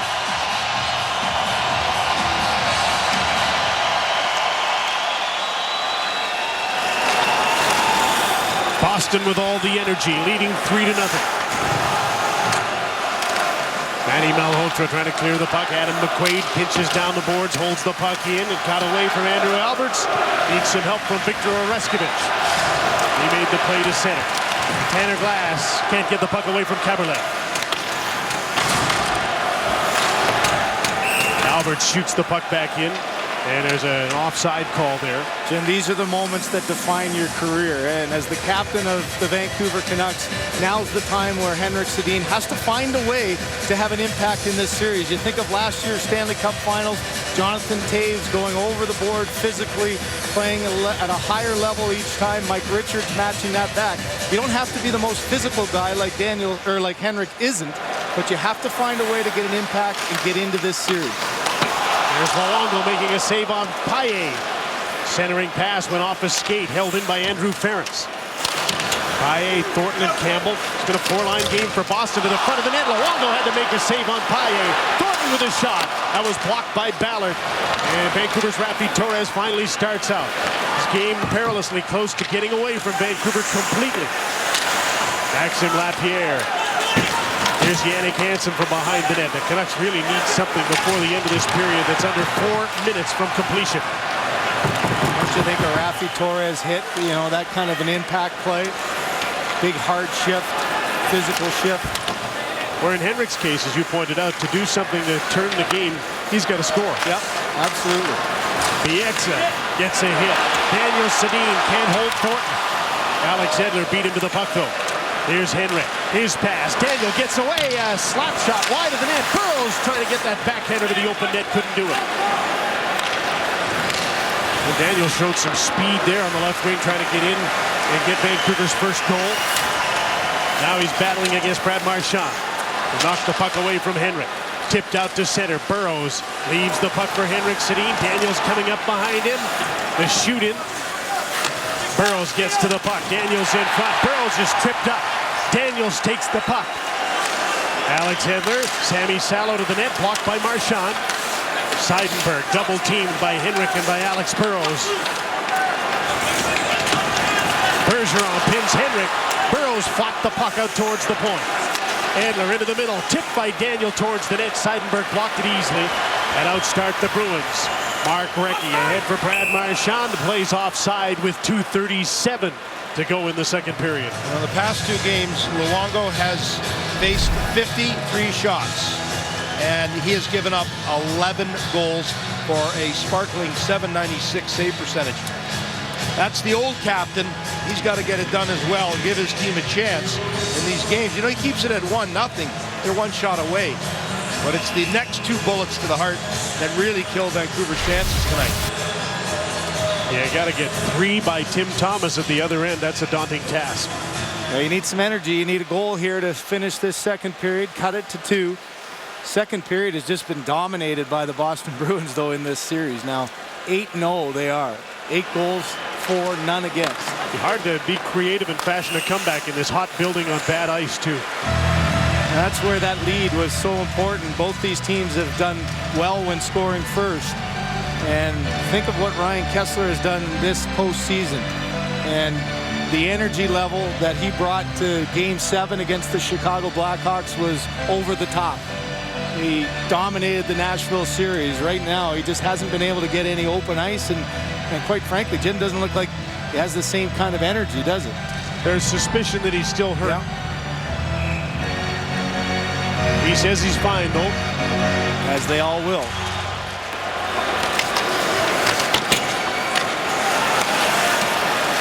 Krejci held the puck in, looking for Peverley in front. He's checked by Andrew Alberts. Adam McQuaid on the other side. Here's Andrew Ference. Back to McQuaid. Can't take the shot, so he passes. Krejci to the net. Luongo made the save. He didn't see it because of the battle going on between Kessler and Lucic, but he made the save. Let's bring in Elliott again. Jim, the general managers met today, and they will make a proposal to the competition committee for Monday to the changing of Rule 48. They will eliminate the term, or propose eliminating the term, blindside. That doesn't mean an automatic head contact ban, but there will be a penalty for any hit that targets the head as the principal point of contact. Ron will have more with Rob Blake and Ken Holland in the second intermission. Jim? That's just 2:05 away, Elliott. Tanner Glass in to take a draw. Kelly won it. Boychuk fires, and Luongo makes the save and hangs on. Well, Manny Malhotra in to take the draw. He gets kicked out, and Tanner Glass has to come in, and he loses it fairly cleanly as Kelly wins it to his forehand. No traffic there for Luongo. He's able to gather that and hold on to the rebound. Now Kelly gets thrown out. Tyler Seguin is a natural center, but plays the wing in his rookie season. Comes in, and Malhotra beat him cleanly. And so the Canucks were able to break out, but Oreskevich couldn't control the puck. Malhotra against Seguin. This would give you life, Jim, if your fourth line scores a goal. And that's the kind of thing that gets energy in your bench, sends you to the locker room with something positive going forward. There's a shoot in. Johnny Boychuk is back. Round on the board. The puck comes to Bieksa. He faked the shot. Passes into Victor Oreskevich. Edler, side of the net. His pass hit the skate of Kelly. He had Daniel Sedin down there, and he was trying to get him the puck. Victor Oreskevich continues on the forecheck. I thought you were going to be really pathetic there. I thought the fourth line was going to score. Well, a big impact when that happens. Here's Chris Kelly. Sedin's come on. Burrows just failed to get the puck in front of the net. And the puck is cleared over the glass. It's out. Boychuk's going to get a penalty. Well, there's one little mistake that turns this into a power play. And right now, again, nothing really going positively for Vancouver, but there's one. Good forecheck, good extra effort, and Boychuk under pressure as Burrows goes hard at him, puts a little pressure, feels some footsteps, and a rolling puck out. And boy, if you can put your entire season into one power play, this would be the time where you need to step up the intensity and score a goal. Nothing less is acceptable. Canucks have had great third periods in the playoffs and in the regular season, but they need to get a little closer here. What an important power play as Boychuk's off for delay of game. Henrik Sedin wins the draw. Now they get set up. Sami Salo and Christian Ehrhoff with appointment on the power play. Daniel Sedin. Kessler battles towards the front of the net. Got Chara standing in front of him as Ehrhoff walks in. Henrik Sedin passes back to Salo, who's taken Edler's spot on the power play. And again, there's your bad tough ice. Yep. Puck bounced. Henrik Sedin's back in. Rink wide for Daniel, the play's offside. One of the guys in the crowd tonight, guys, who's just in the crowd as a hockey dad. He's no longer the hockey ops guy, vice president. No, he's just here to watch his son play. He knows a little about Vancouver in the Stanley Cup Finals. He lost as a player to the Islanders as a Canuck. He beat the Vancouver Canucks as a coach with the New York Rangers, and now he's watching his son maybe tie up this series. Son's done a heck of a job on the penalty kill in this series. He's out with Dan Paille right now. Sedin's in after the puck. Henrik trying to jar it loose. Here's worked over by Seidenberg. Kessler comes back, throws the puck back to Sami Salo. There's Ehrhoff in on the other side. The screen forms in front. Salo shoots. Thomas makes the save. Rebound goes to Henrik, to Daniel, to the side of the net. In behind it, Chara tripped over the goaltender Thomas. Daniel can't get a hold of the puck. Nice play there by Paille to Gregory Campbell, and he gets the puck down the ice. Luongo's out to meet it. And it looks like Boston will get out of this period with the 3-0 lead unless Vancouver scores on this rush. Christian Ehrhoff, long shot, big rebound off Thomas, cleared by Chara, and the second period comes to an end. Vancouver will start the third on a power play, but they'll also start the third period down 3-0. Pair of goals in 2 minutes and 18 seconds. Michael Ryder's 7th, Brad Marchand's 8th. And the Boston Bruins are 20 minutes away from sending this back to Vancouver tied 2-2. The Hot Stove Brought to you by new Delisio Buffalo Chicken Pizza. It's not delivery, it's Delisio. We're at the second intermission at TD Garden, 3-0. The Bruins trying to send it back to Vancouver with a series tied. Pleased to be joined by Ken Holland and Rob Blake. And Ken, there was discussion in the general... Oh, good. We've got our camera coming into the suite here, so this will be a nicer angle for us. Ken, Rule 48 got some discussion today at your meetings. Can you bring us up to speed on what happened? Well, basically, we're going to expand the rule. We think it's a good rule. We're heading in the right direction. Taking out basically blindside to make it more all over the ice. So the game's evolving and the rules are evolving. You want to add to that, Rob? I think so. I think we tried to broaden the head hit rule, the illegal shots to the head. And like today, we had a good consensus. We have a process we go through with the union in a week here to get things going through. But I think we're making progress. There keeps being this dialogue about north-south. So I didn't hear you say laterals out, or is that coming out of the rule? Well, what they want to do is they want to broaden that. And in a sense, anything to the head, illegal contact to the head, targeted or a principal point of contact, yeah, that will become a penalty. Is what? Just a 2-minute minor automatic? Or? Well, we're going to adjust the rules on the ice, and that's the one thing we need to kind of clear up and make sure that the amount of penalty that'll be situated, it could be a 2 or a 5. Ken, you're a team that breaks up the middle. No team does it like Detroit. So you've got guys that are in that danger zone, both in your own end at the blue line and certainly coming through the middle at the far blue line. So what is your theory on how to prevent guys getting killed? First the forwards, and then we'll get to the defensemen. Well, I think that's the hot topic. It's such a fine line between what's legal and what's illegal. You know, we're trying to make the game safer, obviously, because there's concern about concussions and injuries. But at the same time, we want to keep the physicality in the game. So there is an obligation on a player to protect himself. But, you know, you look at the game the other night when Horton got hurt. I think the biggest thing was that it was such a late hit. It's hard to defend yourself. So, you know, when players are coming up the ice, they have to be responsible. Had it not been a late hit, should it have still been a penalty because it was contact with the head, Rob? Well, it's one of the things. I mean, when you look at that situation and that hit, every hit is different, but that hit, yeah, definitely was late. You played recently, so you know this idea that coming out of the lockout, guys get more and more feeling like they're invulnerable, they feel safe, and then whack, they're done. So what are we going to do to get players more aware on the ice? Well, I think the players take some responsibility, obviously, themselves in that we'll adjust the rules as we see fit. And like we said, I think the game evolves, and it's evolved since the lockout. It evolves each year, but so do the rules. And I think that's why you have to go back and make adjustments. Igor Larionov said he'd like to see Vancouver win because they play like Barcelona, because they play like the Detroit Red Wings versus the more conventional North American game of the Boston Bruins. Ken, do you think the way to grow the game is go to that style, or do you think the way to grow the game in the South is to go to the Boston style? Well, you know what? I mean, I started scouting in 1985, and really there was two distinct styles, north-south and regrouping and cycling and puck possession. I think really the game that we have today is European and North America combined. I think it's the greatest. It's a wonderful game, and I think you can win at both styles. What about impropriety of having GM's canvas, Ken? Colin Campbell, I asked him once, who's the guy that you trust the most? And he said you. So he'd obviously come to you on a lot of these supplementary discipline calls. Tell us a little bit about that relationship, and if you think it's out of line to have the guy at Hockey Ops talking to GMs. Well, on occasion, first off, Coley and I go back to the late 80s when he was a coach for the Red Wings, assistant coach. So, I've obviously got a relationship, and I think that, maybe at times he's pulled a couple of people, but for the most part, I think it's been overblown. I think for the most part, they've done it in-house. I think on occasion, Colin has asked for some opinions, and maybe not in specific situations, but over the course of time. So, I think it goes to the integrity. I don't think anybody has more integrity in the game than Colin Campbell. So if anybody out there is concerned about the decision-making process, I think it's been held up the most integrity.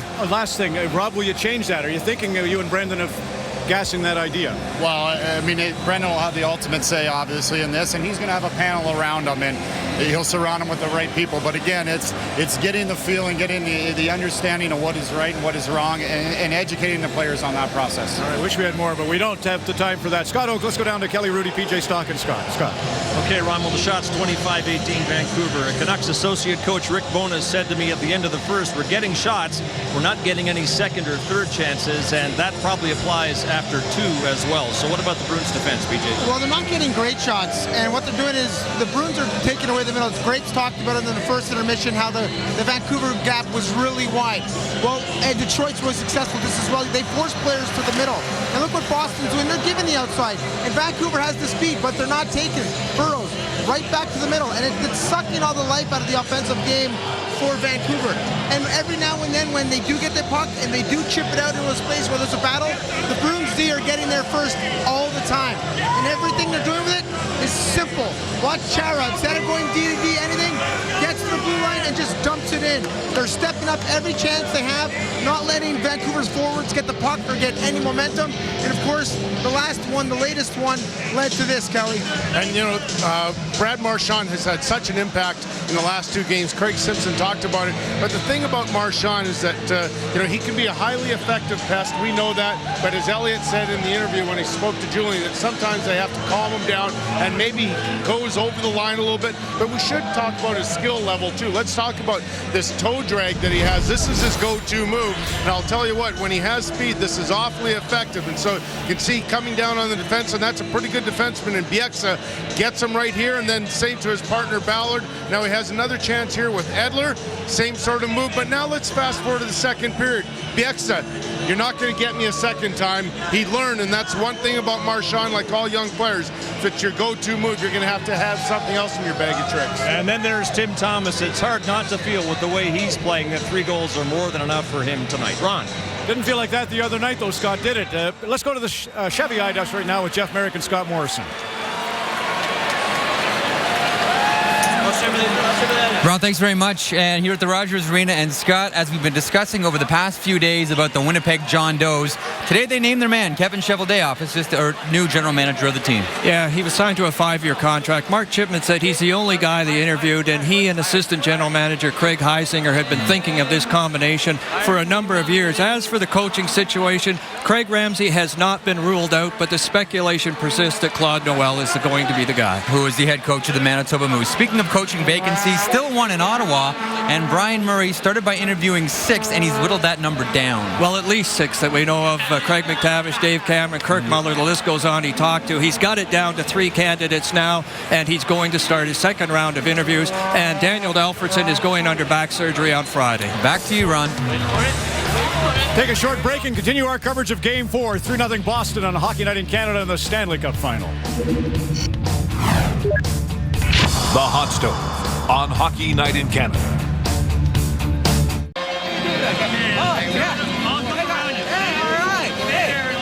All right, Nichols back for everybody. Hey, Jack Cook is president. Oh, I thought it's been a long playoff, and the Green Man, at least one of them, has bulked up a little bit. I think there should be a weight restriction on spandex. Vancouver Canucks in Boston, trailing 3-0. This is a city where Vancouver has won but 8 times in 41 years. A lot of those losses were in the old days of the old Boston Garden. Vancouver's on a power play to start this third period. 49-second power play as Edler shot the puck in. Seidenberg is back, and the Sedin's in after the puck. Daniel knocked it loose just out of the reach of Henrik, and that sends Gregory Campbell away to center. Chipped by Edler. Luongo's out to meet the puck. Daniel Sedin to center. Henrik's over on his right. Puck shot in. What was Kessler complaining about? Too many men on the ice for Boston. There's a shot by Edler that was blocked. Kessler was berating the referees as he came into the attacking zone. Here comes Rich Peverly. Knocked off balance, and there'll be a Vancouver penalty to Henrik Sedin, just as Johnny Boychuk stepped out of the penalty box, ending Vancouver's power play. And Kessler was going back for round 2, drawing as Mike Gillis looks on. Can't be feeling. Henrik just now receiving word he's getting a penalty. Oh, that's not a penalty. The toe pick. Yeah, absolutely. Watch, that's literally a little tap. And Henrik's talking about what should have been too many men as well. That to me is a bad call. So now Boston on a power play with a chance to really put this away after Vancouver failed and went 0 for 3 with a man advantage. Time of the penalty, 52 seconds. Bruins get their second opportunity. 52 seconds. It's called a slash. Dennis Seidenberg. Milan Lucic at center. Got the puck by Kevin Bieksa. He'll go after it himself on a collision course with Alvarez. Back to the blue line and Caberlet. Seidenberg off the boards under pressure, puts the puck in for Lucic. He gave it away to Burrows, who's trying to be hard enough on his stick to clear it and can't do it. Held in by Patrice Bergeron. David Krejci centering pass. Cavalier with a weak shot wide of the net. Here's Milan Lucic. Krejci. Bergeron, one-timer that went off the leg of Alberts. And the Bruins are coming close because they won the battle to keep the puck in. Seidenberg on a Vancouver change. David Krejci now. Pass to Bergeron and a nice save by Luongo on him. Here's Mason Raymond out to center. One man back, and that's Seidenberg. He shoots and he missed the net.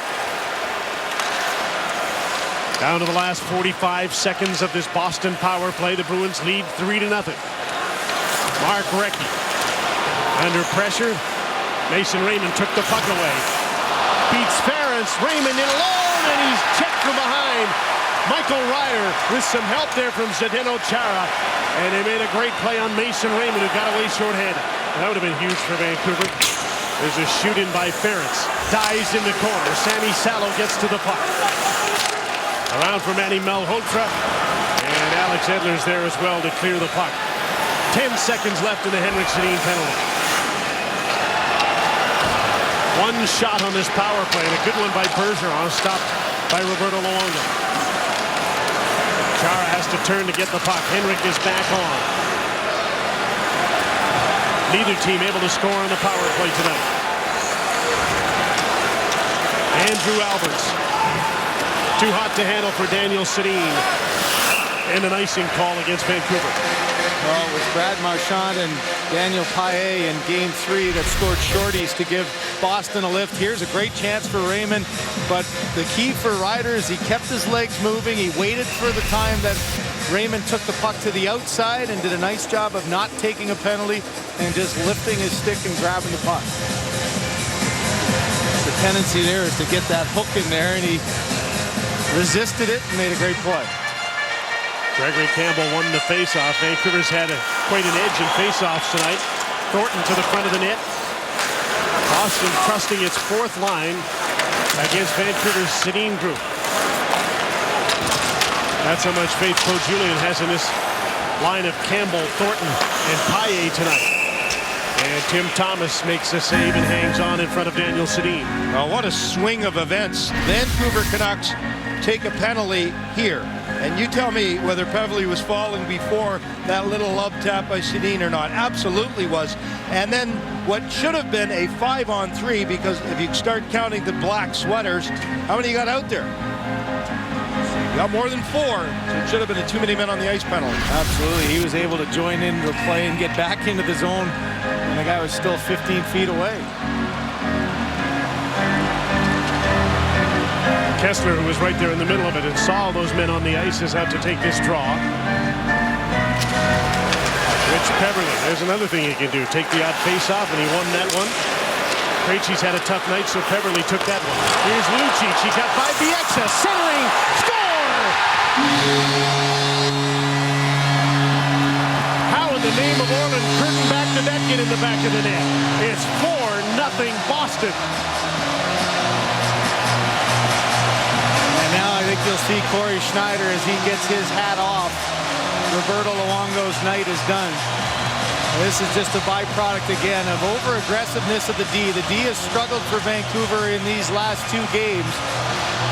Kevin Bieksa has been praised for his composure and the way he's played throughout the playoffs. But down 3-0 as the fans react to Luongo's journey to the bench. Watch this, trying to make a big hit. Had his head down. Lucic makes the play, and this is just a rebound off of both Kessler and Peverley. But there's the one hit to the outside. Lucic keeps his legs moving, and this is a slow-moving puck that goes right off Luongo's stick, off Peverley and in, and I think this one's going to count.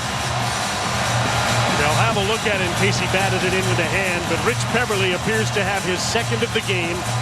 Remember, he moved up and played the right wing where Nathan Horton would normally be. And Rich Peverley, who's acquired the trade deadline from Atlanta, makes a big play going to the net.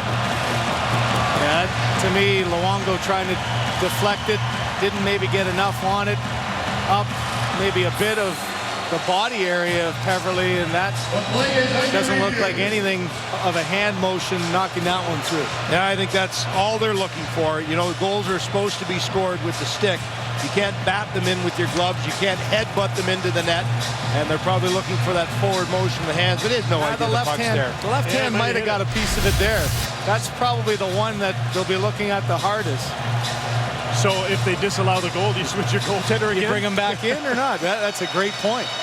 I mean, Roberto Luongo, much was made. I talked about it in... Look at that. Does it any... That might be off his hand. Forward motion. It looked like it might have hit off his hand. Maybe punched in. Counts on the ice. But it's called a goal on the ice, so it stays. It can deflect off a player, but you can't bat the puck into net with body parts. So no evidence to turn that over, and Rich Peverley's got his second, his fourth of the playoffs, and Boston has a 4-0 lead, and they've outscored Vancouver 12-1. in games 3 and 4. And much like Don Cherry was talking about for Alain Vigneault, in game 3, he asked his goaltender if he wanted to stay in. Of course, Luongo said yes. Here in game 4, he didn't give him a choice. And in retrospect, Zimmer, he admitted today that he made a mistake. He shouldn't have listened to him. Corey Schneider played at Boston College. He's a Boston area kid getting a chance to play in the Cup final under trying circumstances. Corey Schneider. Schneider has played some big games in tournaments like the Bean Pot in this building, facing the Boston Bruins, the team he grew up watching, and he makes a save there on Tyler Sagan and holds on for a faceoff. So officially the scoring played in is Peverley from Lucic and Krejci. Well, right now it's regroup time. I mean, there's nothing more devastating. You've worked your entire life to get to this moment. They hopped on a plane 4 days ago with a 2-0 lead, everything going their way, energy galore, and in a matter of just less than 6 periods, lots of questions, and that energy is going the other way in the Boston Bruins. And Schneider with a nice save on Boychuk. And think about the 2 games here. They played a very good first period in game number 3 here, and it got away from them in the second, and the same thing happened tonight. You can't complain about Vancouver's road game in the first period this evening. No, I thought they were out shooting, they were out playing, they kept the pucks deep, but so often it's just a little break that turns the tide, and the start of the second period in game 3 will be one that you look back on. The Edler broken stick, then the power play goal by Recchi off of Kessler's stick, and all of a sudden Boston's a completely different team. There's Sean Thornton with a long shot and a centering pass. Andrew Alberts, former Boston Bruin, is there. Little tip to center. Tanner Glass with a 4th line shift. Advances the puck and goes after it. Andrew Ferentz outlet, can't get the puck out. Oreskovich kept it in for Vancouver. Ballard is back, an icing call against Boston. But it's been a tough building to play in for the Vancouver Canucks. They've been outscored now 12-1. And who's not getting enough credit is Tim Thomas, because you guys are right. Perfect road games, lots of chances, lots of scoring chances. 41 shots in game 3 and only 2 from the top line for Vancouver. That's the storyline. It's the top line that's got to get engaged. They're pretty good tonight. They just haven't scored. They're good in the first period anyway. There's Chris Higgins after the puck, and David Krejci's there to scoop it away. Krejci's line is outperforming the Sedin line. I still think it's been far too easy in the net for Thomas, though. He's had to fight through some scrambles, but he hasn't had the body traffic that he should. There's Higgins with a shot. Up high, missed the net. They did it early in the first period, but they just haven't been able to get in that position. Mason Raymond to Ryan Kessler. And long shots in. You'll never beat him with a shot like that with no traffic. Well, Boychuk on the last shift, it certainly wasn't a pleasant one for him. You see the grimace on the bench. Take a look at it here. Knee to the head. Well, that doesn't feel very good, does it? And at full speed, too. So, you know, Higgins is skating at about 24 kilometers an hour.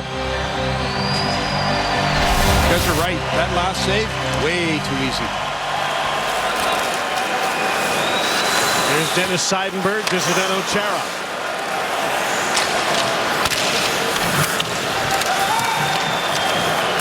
How things change in a series, in a Stanley Cup final. Vancouver looked like much the faster team in the first 2 games. Boston's got some speed, lots of energy, and Vancouver looks like a tired team right now.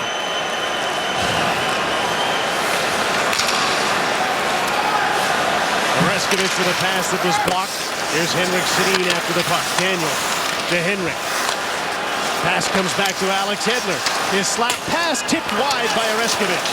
Centering pass, and Daniel had been knocked down. He got up and couldn't get the puck. Here comes Mark Recchi with Brad Marchand. And he can't get by Sammy Salo. After the puck is Alex Edler. Torres ran a little interference for him. Alex Burrows right up the middle. Does a little button hook. Feeds Christian Ehrhoff. He fakes the shot. Takes the shot. Thomas the save. Rebound loose in the crease, and Tim Thomas is down on it.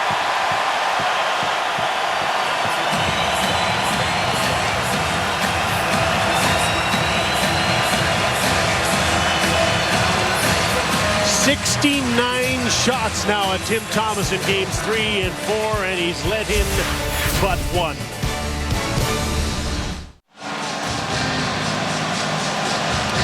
In Boston, Roberto Luongo was chased after 4 goals. He got the hook. And this was the reaction in Vancouver at Rogers Arena, where a sellout crowd is watching.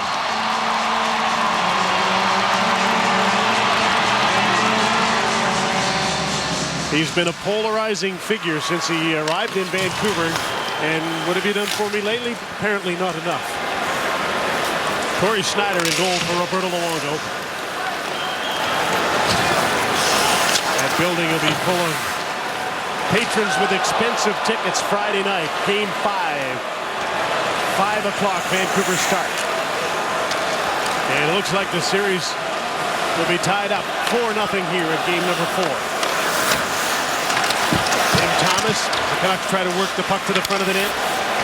Kevin Bieksa got away from Sean Thornton.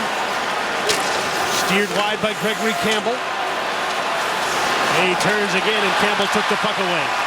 3-on-2 Bruins at center, their 4th line. Paille with a pass into the skates of Thornton.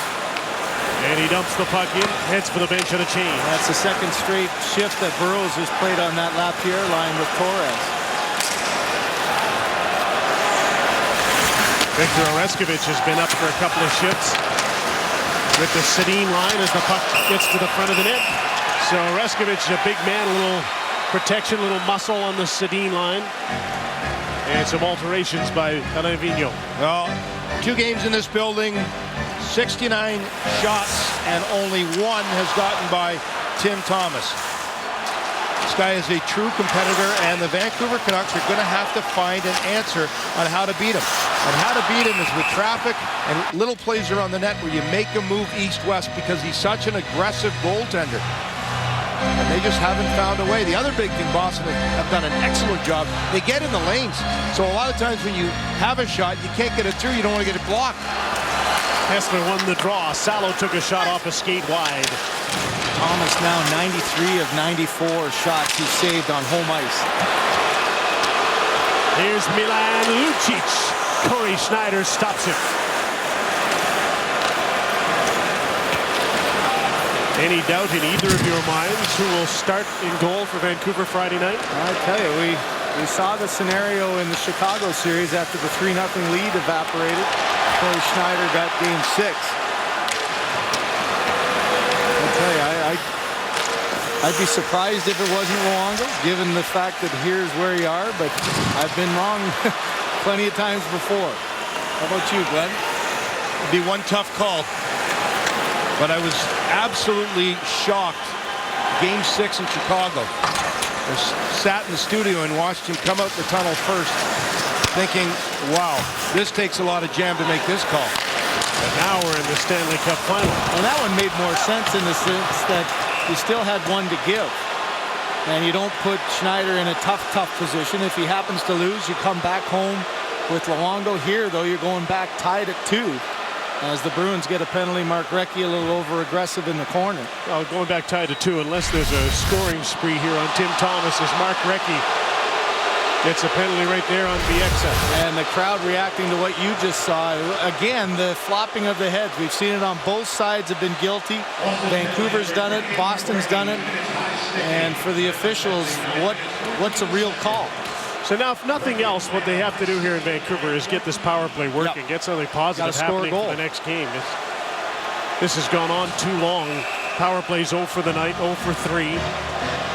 1 for 19 in the series. Now Kevin Bieksa's out with Christian Ehrhoff. They've used 3 different point men with Ehrhoff on the first unit power play. Salo just had a long shift.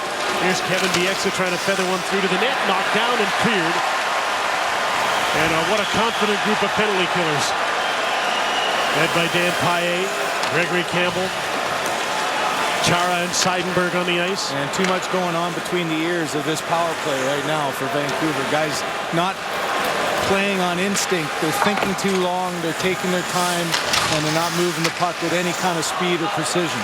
Ehrhoff bobbled the puck. Paille takes off. Already scored shorthanded. Takes a shot at Schneider, who makes the save and quickly plays the puck. Henrik Sedin, long pass for Ryan Kessler. Got Daniel Sedin with him and gives him the puck. Henrik, Kevin Bieksa, Ehrhoff, one-timer deflected to the corner. Daniel Sedin, Ehrhoff's open at the right point. Daniel feeds the puck in for Henrik. Kessler works in front. Ehrhoff to Bieksa, his one-timer wide of the net. McQuaid trying to find the puck. He batted it out of the air. And a play is stopped on a high stick. No, there's a slash being called here. There's all kinds of battles going on. And right in front of the net, he's calling a slashing penalty on Ryan Kessler. Kessler got away with a bunch of cross checks. And I mentioned, until they draw the line and call it, this is what you got to do. Get in there and battle. Get in the face of Thomas.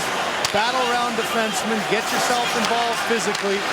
He got away with a lot, but he didn't get away. It was afterwards right there. The slash in the back of the legs. And Glenn, you've seen about 15 of those, haven't you, down at ice level? Yeah, it seems like every time a player skates by either the Sedins or Kessler, there's a Boston Bruins slashing those 3 guys. And likewise, it's contagious. Now, Vancouver's singing the same song from their songbook, and they're doing it too.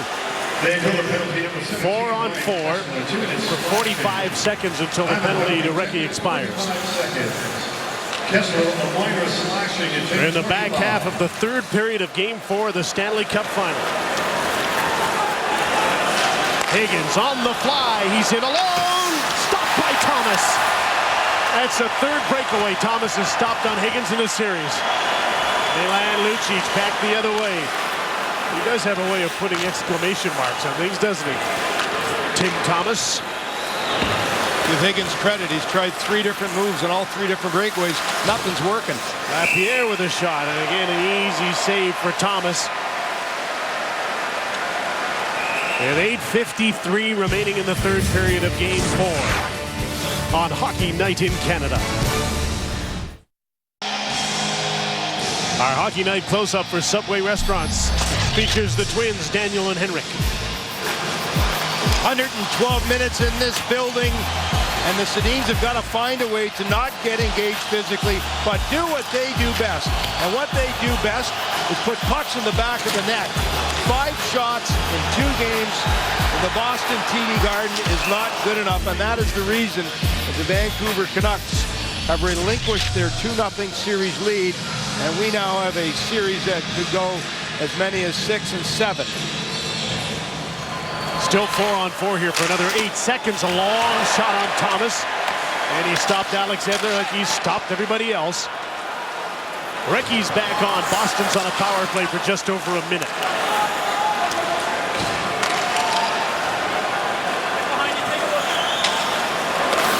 Alex Edler sends the power play back into its own zone.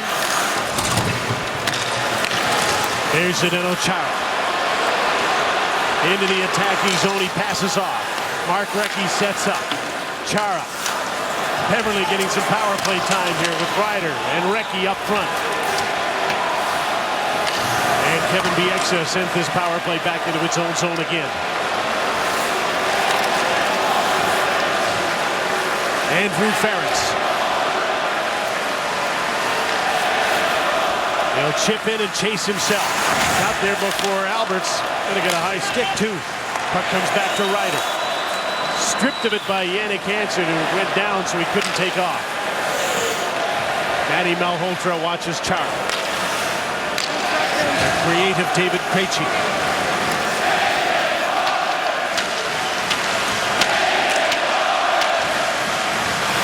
Here's Krejci. Turned the puck over. Kessler out of the penalty box. One man back. It's Seidenberg. He shoots. Thomas fought it off. After the rebound, Mason Raymond can't come up with it. This line of Higgins, Raymond, and Kessler, like the Sedin line, can't score. Thomas just looked like he's out playing shinny. He just doesn't look calmly there. He's aggressive. The thought occurred that it's almost like he's rubbing her nose in it by not even trying. He doesn't even look like he's working at it. Henrik Sedin to Keith Ballard. His shot up high, gloved by Tim Thomas.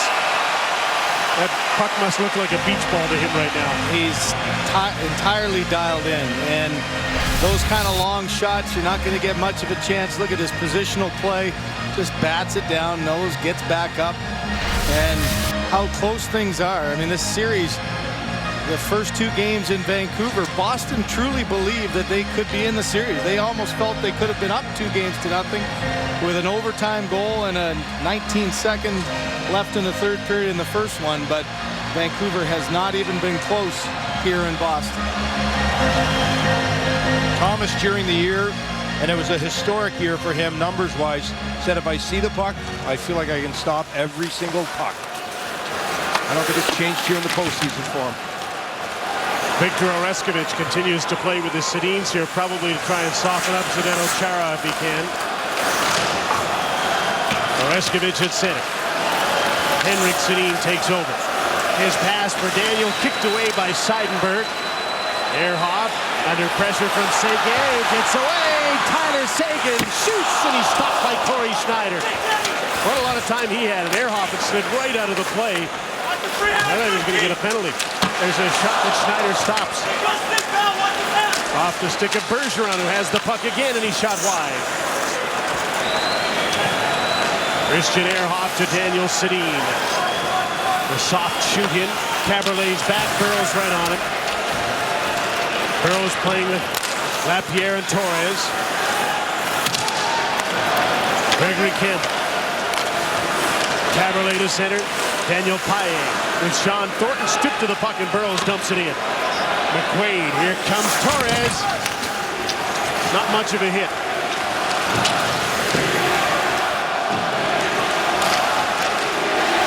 Campbell and Burrows battle for the puck. Comes loose to Lapierre with a shot off a body in front. Sammy Salo. Alberts wants the puck back at the blue line. Passes into the corner. Lapierre's centering pass. McQuaid blocked that. At the blue line, Alberts with a nice play to keep that play alive in the attacking zone. And now another slash being called. Lapierre broke Thornton's stick with a slash. And Dan O'Halloran was right behind him watching the entire thing.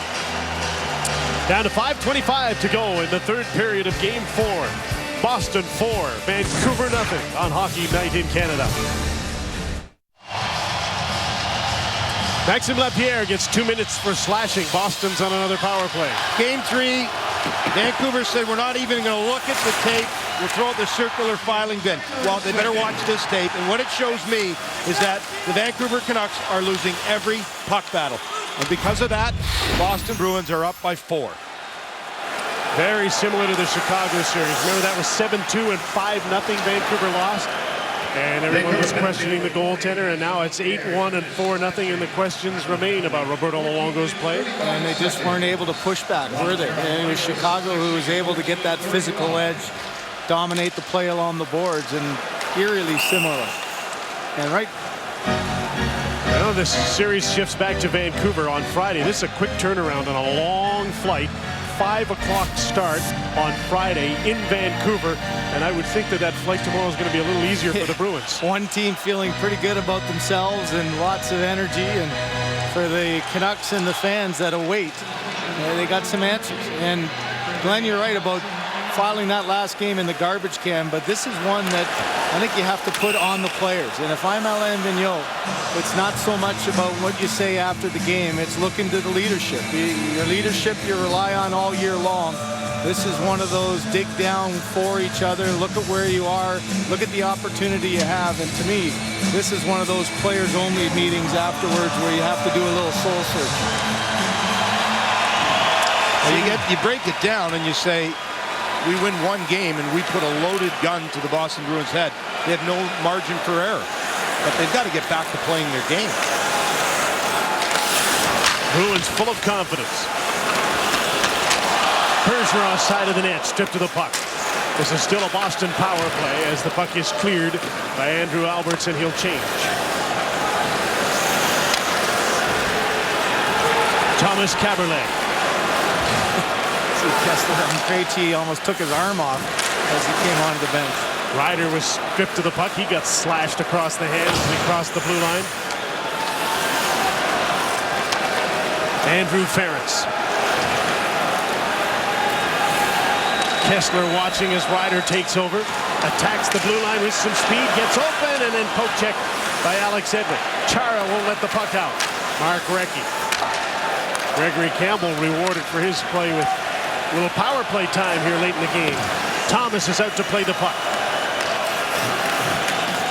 Maybe a little defensive mode too. Yeah. You don't want to give up a shorty and get any life. But it's fair to reward those guys because that fourth line has been good. They've been good penalty killers. They've been very trustworthy 5-on-5. Here's Chara with a shot. Didn't get much on it. Schneider made a wonderful save off Michael Ryder. Lapierre's penalty is over. Teams are 5-on-5 with 3 minutes and 20 seconds to go in the third period and game 4. They'll play Friday in Vancouver. Game 6 will be after 2 days rest. It'll be a Monday game. Mason Raymond with another shot. And another easy save for Tim Thomas. Vancouver's got 36 shots on goal now.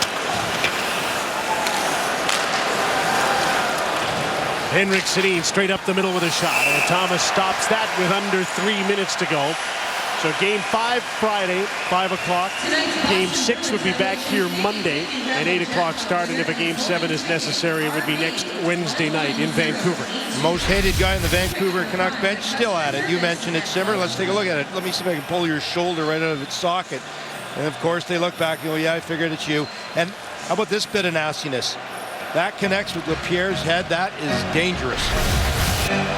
So the silliness has continued tonight.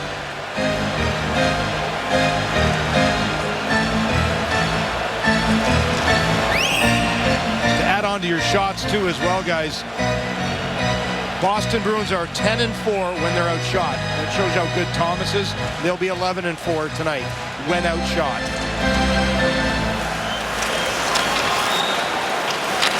Chris Kelly plays the puck back. Johnny Boychuk lost it in his feet. Victor Oreskovic playing with the Sedins. Stops and feeds Keith Ballard. Back along the boards, Oreskovic. A return pass for Ballard, intercepted by Chris Kelly. Beverly to Brad Marchand. Ehrhoff went straight at him, went down. Now Marchand, Ballard's going to come after him and fight him.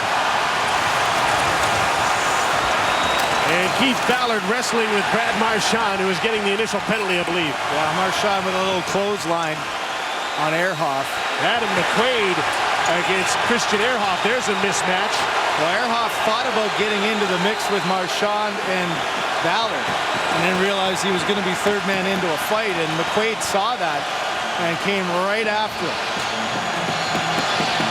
And two players not known for their fighting, and Ballard and Ehrhoff paired up there.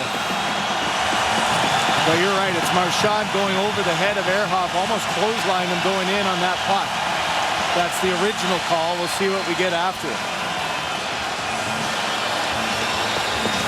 We saw in game 3 the officials got rid of players pretty quickly, and they will use anything, and I'm sure they will here. Watch the left arm. This clotheslines Ehrhoff. Here comes the hit again. Marchand goes down as Daniel gets head over heels. Could be a pair of Marchand penalties. Yeah, right one there. And watch him go down. And one there. And he was ready for Ballard coming out. There's Ehrhoff going in. Now McQuaid says that's enough for that. And Marchand, as he makes his way past the bench, I'm just going to wipe my hands clean of you guys. And the message from the Vancouver bench is we'll remember that. But if Vancouver can't score on the power play, that kind of stuff's going to continue. Yeah.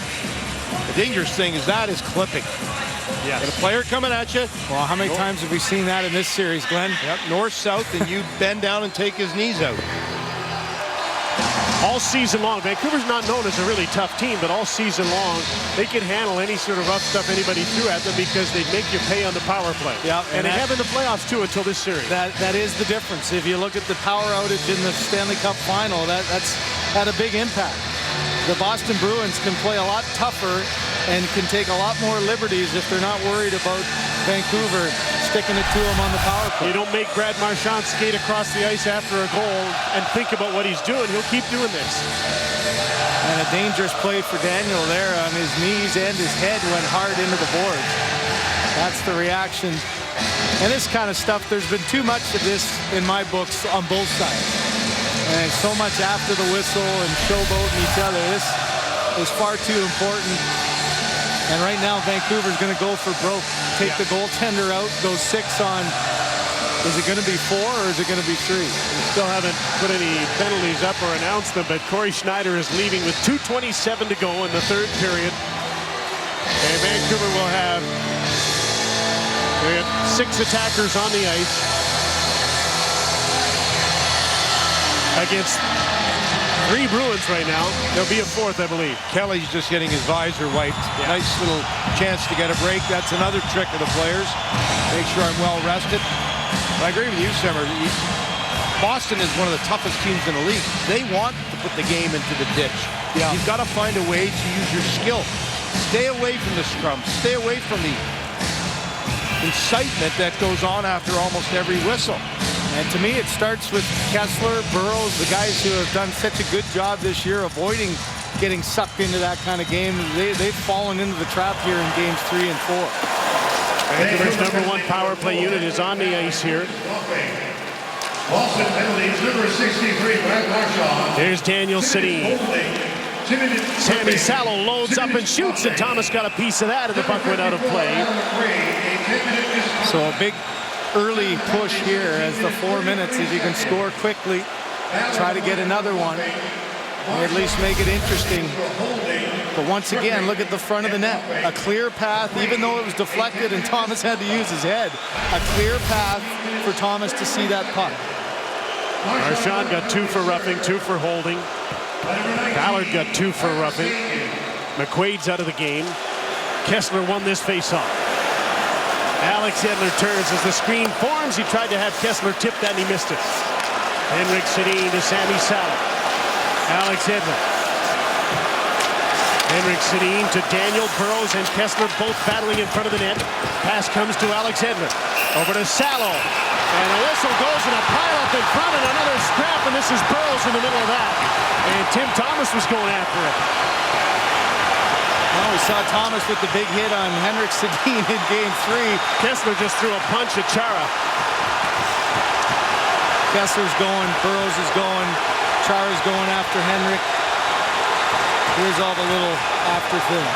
All season long, it was the Canucks, Burrows, and Kessler trying to stay out of that stuff. They turn away, they skate to the bench. In this series, they've been drawn right back into what they were known for before.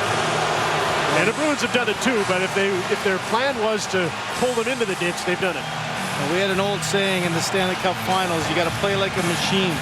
You know, between the whistles, you can constantly come at your opponent, hit him whenever you can, play to the end, and then turn the cheek and get back to the face-off dot and show you're ready to go.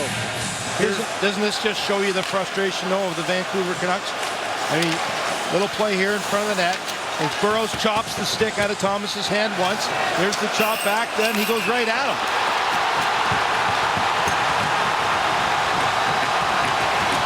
This he ends up with Burrows stick in his hand. A good blocker punch, too, and there's one punch by Kessler. Way over the top trying to get Chara, and he got him mad, too. And Tim Thomas, boy, if he had connected with that blocker, it would have been a beauty and a smiling face. Nothing more frustrating Pretty easy to do, though, when you look up at the clock and you've got a 4-0 lead. By the way, in that last group of penalties, Brad Marchand got the book thrown at him. He got 2, 2, and 2, roughing, holding, tripping. All in one series. And Mike Murphy looks on. Kessler's out of here. Burroughs is out of here. And again, the referee's just managing things with 1:51 to go and get all the combatants out of the game. You know, at some point, though, in this series, the referees are going to decide, we're going to put an end to this. And it's going to be a tightly contested game. So the past 2 games had lots of passion, but plenty of lack of discipline. Tim Thomas is on the big screen, and the fans love it. They just watched his roundhouse blocker that just about knocked the head off of Burroughs. What's next? Get a hit in game 3, almost a fight in game 4, and he's been spectacular between the pipes. Minute 51 away from his second shutout of the playoffs, his 3rd career playoff shutout. Still a ways to go, though, and it is Vancouver still on a power play. Corey Schneider's back in the goal.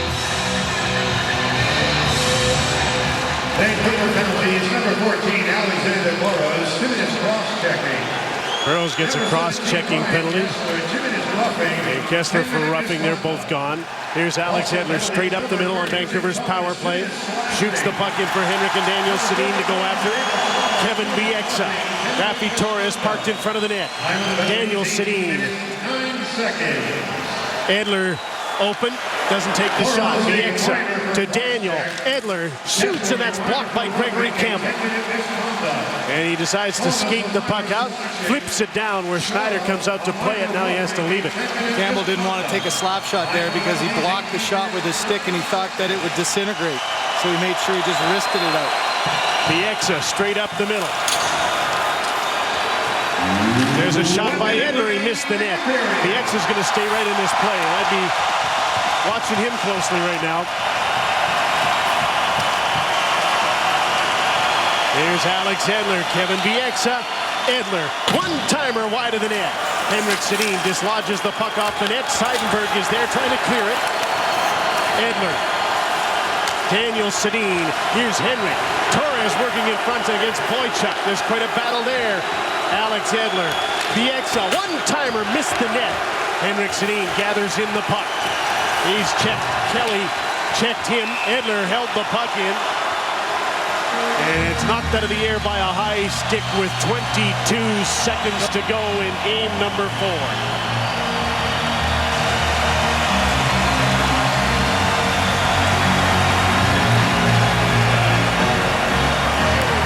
Well, the Bruin faithful have seen their team just come to life.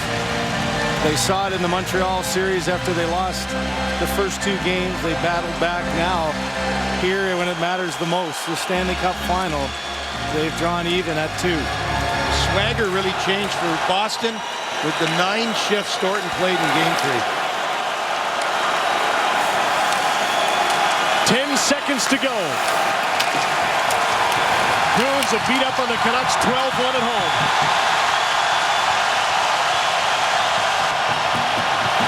4-0 tonight. Tim Thomas gets the shutout. And ladies and gentlemen, what we have now is a best-of-3 series for the Stanley Cup.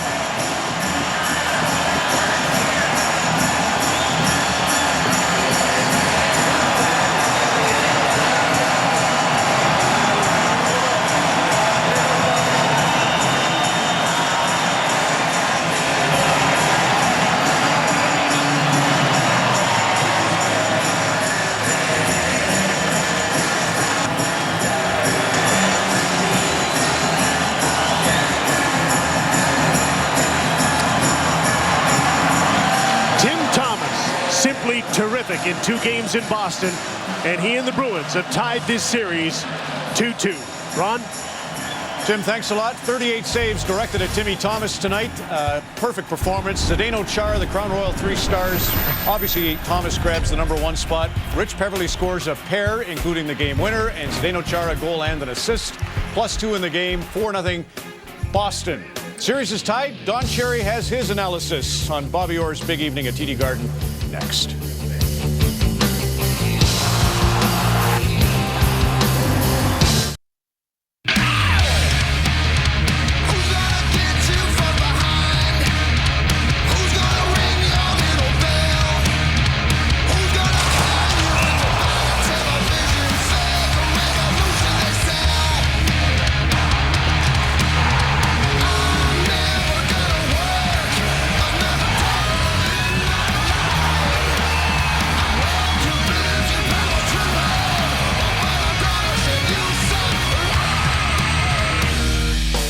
win games 1 and 2 and then lose games 3 and 4 like Vancouver has done, go on to be 8 and 2. So there's a little positive for the Vancouver Canucks, but it wasn't a good night for them. Look, the old story, it goes this way. Vancouver won their home games, Boston win their games at home. Now they're going to Vancouver, Vancouver win their games. But they got to sharpen up a little bit, and I have to give credit to Brad Marchand, little guy. This guy, talk about a pain. Look at him. I mean, somebody's got to straighten him out. I don't know how you're going to straighten him out because he wants to go. He'll drop him. He'll hit. He'll do 100 things. I'll tell you, boy, to win. And that's what Vancouver's got to do. Vancouver's got to get that intensity back. I mean, these guys, look at them getting pushed around.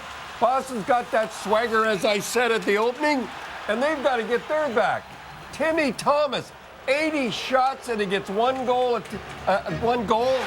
But I'll tell you, that means he can see them all, like I said in the opening. And I like that at the end, Kessler giving him a hard time. You got to get him off the game. But look at this little guy. Nova Scotia boy. He's going a little wacko here. Now watch, he drops a Okay, we got to go to this Slewfoot, Brian, because we're running out of time here. Just the 3-0 goals, 2 turning points for me. Salo, the stick off the, Luongo was probably ticked about that. Yeah, Luongo, it's yes, now. Is it a penalty? Now this, and you think that's a penalty? How does the referee know?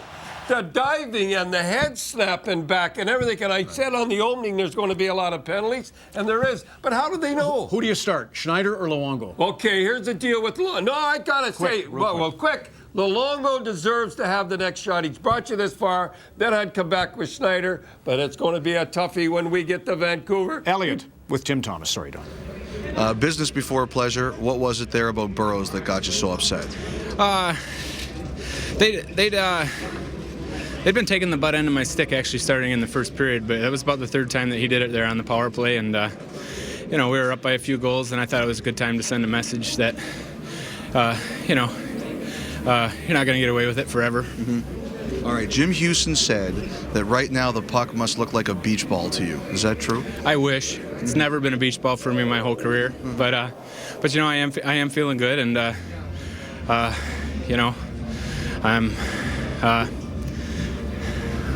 I'm speechless because I don't want to jinx it. Yeah, exactly. Just before we let you go, Tim, do you see a point, see what Marchand's been doing to the Twins? They look frustrated. Do you ever look at a team and say, we've really got them off their game? No. I think it's a good thing to work towards that, but you never know for sure whether you have them because they have a chance to respond. That's the nature of the game, and once you count the other team, down and out, then that's when it gets you into trouble. So I think Marsh just has to keep doing the same exact thing that he's doing. Scoring goals, using his speed, and just playing some great hockey. Thanks very much, Tim. See you in Vancouver. Yeah, thank you. Ron? Grapes, I had to cut you short because that was a taped interview, so no control over what Elliot and Tim were doing. To be clear, you say go with Luongo. If they happen to lose, then you've got Schneider in your back pocket for the road game. And evidently he doesn't like playing here. That's it for all of us. Thanks for watching, and good night from TD Garden.